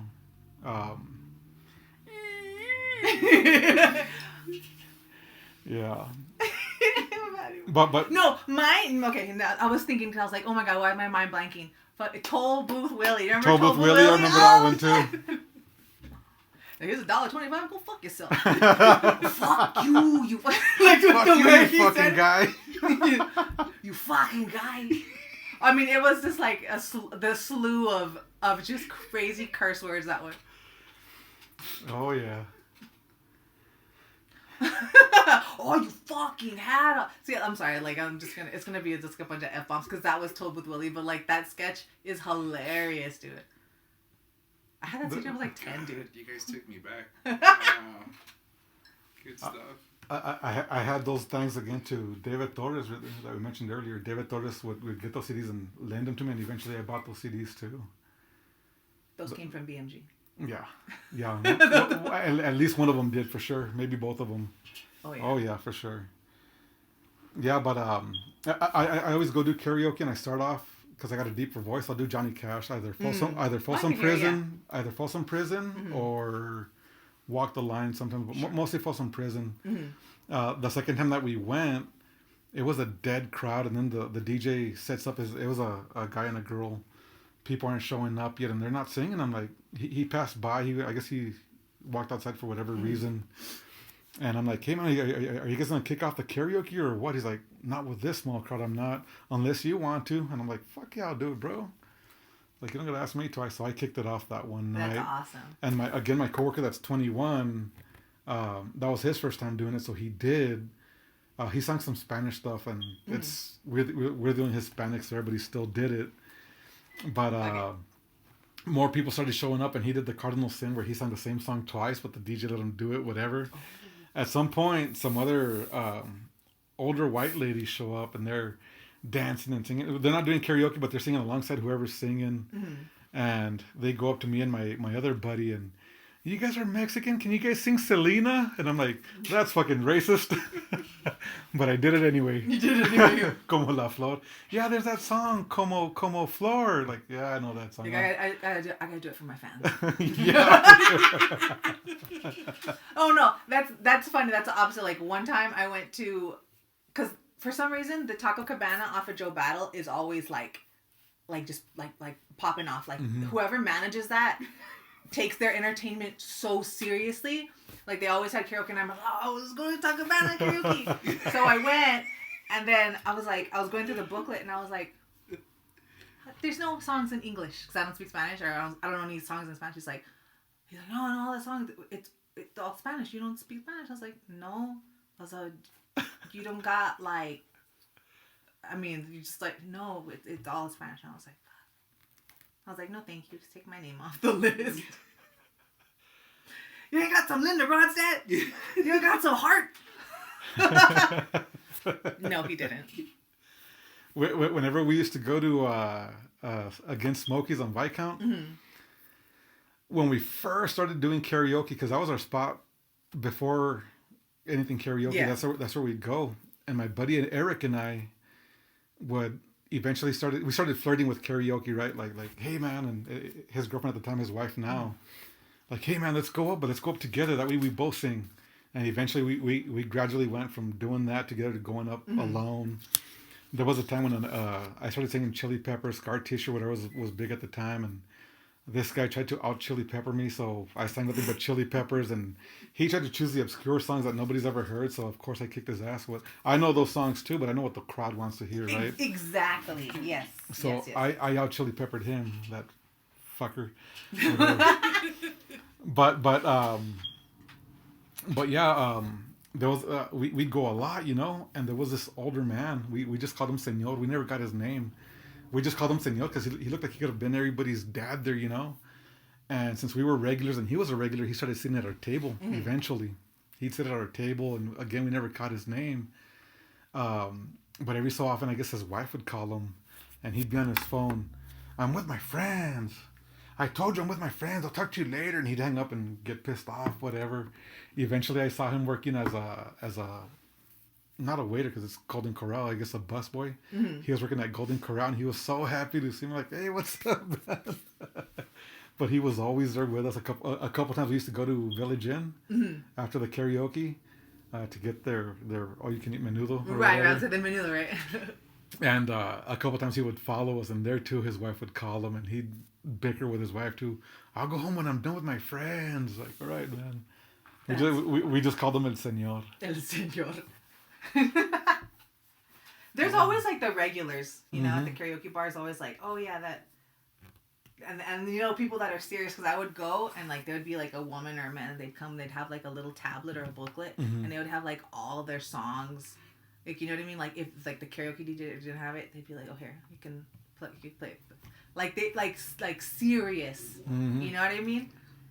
Yeah, that Smokey's had the one guy that short older gentleman with long hair, always sang Journey. He sang it really good, but you could tell he took it serious. Oh yeah. I remember it took us a while to realize that we don't have to have the best voice. Just show up and have fun. That's the best thing about it, yeah. And that's what I tell like I told my coworker that's 21. I was like, dude, if you got a good voice, cool. If you don't, fuck it. You're just here to have fun, man. Yeah, have fun with it. Everybody's gonna forget who you are tomorrow. Maybe I should feel the same way about dancing, huh? Not be too critical of myself. But karaoke's more fun though. It is. I'm sorry, I love karaoke. I think it takes a lot more courage to do that because it's all lies on you specifically. Oh yeah, of course. Dancing, everyone they're they're not looking at you. They're looking at the person they're dancing with. So. Yeah. Yeah, but I love karaoke. Any chance I can get, I'll do it. We've had our karaoke parties here. I recorded him singing too. He did What a Wonderful World. Was that for the Christmas party? Yeah, huh? That was your Christmas. The Christmas party. That's awesome. Yeah, I think it's a funner time having karaoke, and once people warm up to it, it's a good time. Oh yeah. And I think with my family, it took everybody a while to warm up, huh? But eventually, more people started singing. Yeah. Well, my cousin Abraham did great. I did okay. He did great. I think we were still sober. That's what it was. We were sober, is what it was for sure. Oh no! Once the drinks get in you. But I don't know why. If I'm at a karaoke bar or whatever, I've got more stage persona than myself as opposed to home. Maybe because my mom and dad were here, I wasn't as confident with my karaoke skills. Maybe yeah. But we had a good time. Yeah, man. And what's your go-to? Folsom Prison for sure to start off, and then I'll do Scar Tissue. Other Side is one of the ones I sing the best with my voice. Dave Matthews Band, Crash Into Me. That one comes out pretty good. Surprisingly. My voice breaks on a part sometimes, but that one always comes out pretty good. I Will Survive, Cake's version. Oh, yeah, I was going to say, which one? Yeah. Yeah, Cake's version of that song for sure. There's a bunch of them. That's awesome. Soundgarden I won't attempt. I attempted Pearl Jam a couple times and I can't do Pearl Jam. I mean, anyone can do Soundgarden, but it's should they? No. Not me. Yeah. Not me. Some things are better left just... I mean, I'll try it, but I'm not trying to be like, oh, I'm Chris Cornell. Nope. Because I know I'll overdo it, but I know I'm being dumb because no one can be Chris Cornell, you know what I mean? I used to do No One Knows by Queens of the Stone Age. Oh, yeah. But my voice can't handle that one no more. It gets too... The high part. The high parts. I can't do that, the high parts anymore. Mm-hmm. So you've got... what songs then? You mentioned... I was thinking Piece of Shit Car and what else? Piece of Shit Car. And my go-to now, it's not... I'm like 80% there, but to be stupid, I love to do Former by Snow. Do you remember that song? Yes. It's like this Canadian white dudes singing like patois or whatever. Mm-hmm. But that's... Yeah, so like I'll do that one, and people are always like, you know what I mean? But I'm just being annoying. But like, yeah, I love that one, and I will sing Journey, like, you know, like actual songs, but that takes talent. Oh, fuck it, I'll do it. Journey takes talent too. I wouldn't attempt Journey. I don't know. I'd do it. Look it. Salt and Pepper. What was that one song? I've heard people that do that one Salt and Pepper song. What is it? Which one? Oh, fuck, I can't think of the names of their songs right now. It's like a funny song? No, but it's one of their... What is it? Shoop? Shoop. No, Oh, not Shoop. Not What a Man. Is it Shoop? Push It. Oh, yeah. Push It. I've seen guys do that one. I've seen females do that one. Push It. There you go. That's a cool one, too. That's a cool song for sure. Yeah. It'll take you back. Yeah. I had the luxury of being able to go to Sarah's and her family's house because she was gonna tailor some shirts for you. Yeah, tailor some shirts, and her house is just as awesome as you would think it would be. Aw, thanks, dude. So it's a cool setup. It's like granny core. It's like old. Looks like old lady like lives there. The plastic covered couches and everything, or I'm getting there. Oh. That will happen. But like, yeah, I just have everything is like secondhand. Shit I find on the curb. So my grandma didn't have, either of my grandmas didn't have those plastic covered couches, but I can't remember who it was, but going to a house that did have them, and the plastic wasn't even clear no more. It was starting to turn yellow, so it just looked even grosser. That's nasty, dude. I didn't even think of that. Yeah, that'll happen. Once the plastic ages, yeah. Or like they're heavy smokers and just like all the grime. Yeah, all the grime, you know. I don't smoke either. Going back to my days in Phoenix, my buddy Danny, I love the guy too. I still talk to him every once in a while. But my buddy Danny was a smoker, and he was my roommate. And you get used to that smell. And I come to El Paso, and even my parents, they'd pick me up at the airport, or once I get to the house. Did you start smoking? Like, no, I don't. I don't smoke. It's. Are you sure? Yeah, I don't smoke. The second I'd settle in, open up my suitcase, boom, it would hit me.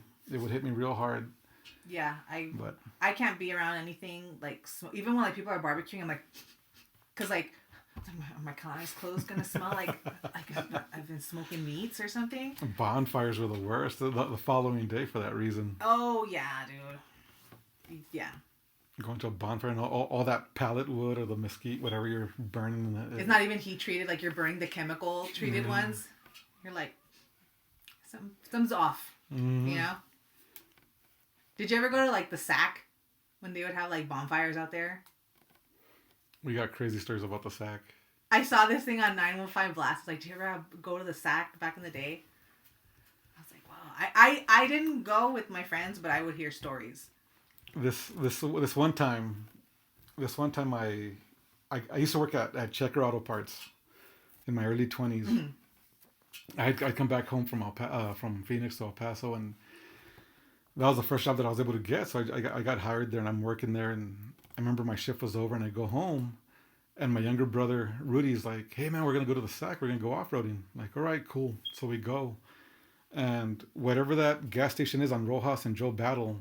I think it used to be a Texaco at the time or something like that. Yeah, it had a Taco Bell inside of it. I don't know if you remember that. There was a Taco Bell inside of it. Yeah.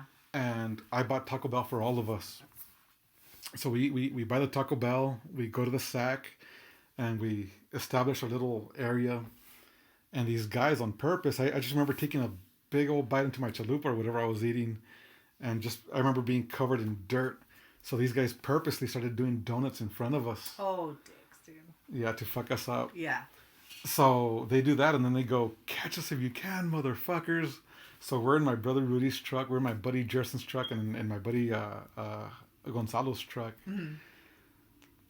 They knew the Sac better than anybody there, you know? Oh, shit. So okay. We chased after those dudes. We chased after them. And, yeah, I remember I'm in Jerson's truck or Junior's truck or my brother. No, I'm with my brother. Junior and Jerson chase after him one way, and there's that big old dip that everybody goes down, and my brother goes, "I'm gonna go up." Instead of chasing after him, he's gonna have to come back down. So we're going up, and these guys are coming down that same area. So they hit the brakes and they get stuck. We're up there, and they had a brand new Ford FX4. Oh. Man. Whatever beer we had and whatever we had on hand, we fucked up that truck. We fucked it up throwing bottles at it. I remember one of my brother's friends, Jesse, tried to punch the side mirrors. So of course the mirror goes in. So I see him throw the punch and just like go with his weight, almost falling down. And damn. I remember my brothers getting a few punches in before they closed the windows. I remember my buddy grabbing the window, trying to break it as they're raising it. Oh, shoot, dude. Thank God for statute of limitations. Yeah, for sure. But yeah, that was in our younger, early 20s. Damn. Dude, you Rick James their truck, dude, like when you I think the couch? I think Big Dog was there too. Big Dog was there too. It's that same crowd of friends. Jesus. Which I got to tell you about Big Dog, so you could scold them about it later. So, my mixture of friends, it's me, my friends, my brother's friends. We always, well, not always, but we get together pretty good. Everybody gets along great. He got a kick out of Big Dog. Big Dog's a crazy character. But Big Dog was saying, it's because it's different, because Renee's friends, they're the nerds, and we're not. What? But everybody gets along great, though, you know? Yeah, I've been told I've been a nerd. So just know Big Dog considers you a nerd, even though he loves you. Nothing wrong with it. No, and it's funny No because shame. I was telling Renee that I consider Big Dog, his name's Angel, like our Joey Diaz because he's that much of an animal. Oh, cool, yeah. But we recorded a podcast with him, and he was a different Big Dog than ever because he was prim and proper and very eloquent is, I guess, the best word I could choose for it. Uh-huh. Because I guess his wife had warned him that don't make a fool of yourself on the podcast, so he didn't. But after the fact, he told me, he's like, no, I got to go back, Big Dog. He calls everybody Big Dog. He's like, Big Dog, I got to go back because even Denise told me that I wasn't myself. Well, there you go, bro. Cut loose, man. He's funny when he cuts loose. Yeah. Be genuine. Be yourself, for sure. Be yourself. Don't try to be something you're not. Right? Imagine if I came here in like a suit and shit, and I'm like, hey, I'm a professional woman on the go. You gotta go? Yeah, I lost track of time. But it's been great conversation. That's why I lost track of time. Yeah. Sara, I'm glad you came. I'm glad Agent told me about you. I've made a new friend. Yes. I appreciate you making it all the way down here. Absolutely, and if man. ever you want to come back, you're more than welcome to come back. You were a great guest for sure. Let me know when. Yeah, hell yeah, man. You're welcome. Open invite. Whenever you want to come by, you're here. Cool. We got to do karaoke together too. Yes. Get your husband and Adrian and myself and whoever else to go out and karaoke. I am down. Yes, I'll do it. I've been down. I don't go out a whole lot, but I'll make time for some karaoke locally. Hell yeah. So totally. Again, this is Rene Rodriguez with a Long Story Longer podcast with our great guest, Sara Macias. Thank you. Everybody, thanks for tuning in. Please like, share this episode, and tell us what you guys think. Again, Sara Macias, thank you so much. Y'all, peace out. Love you all.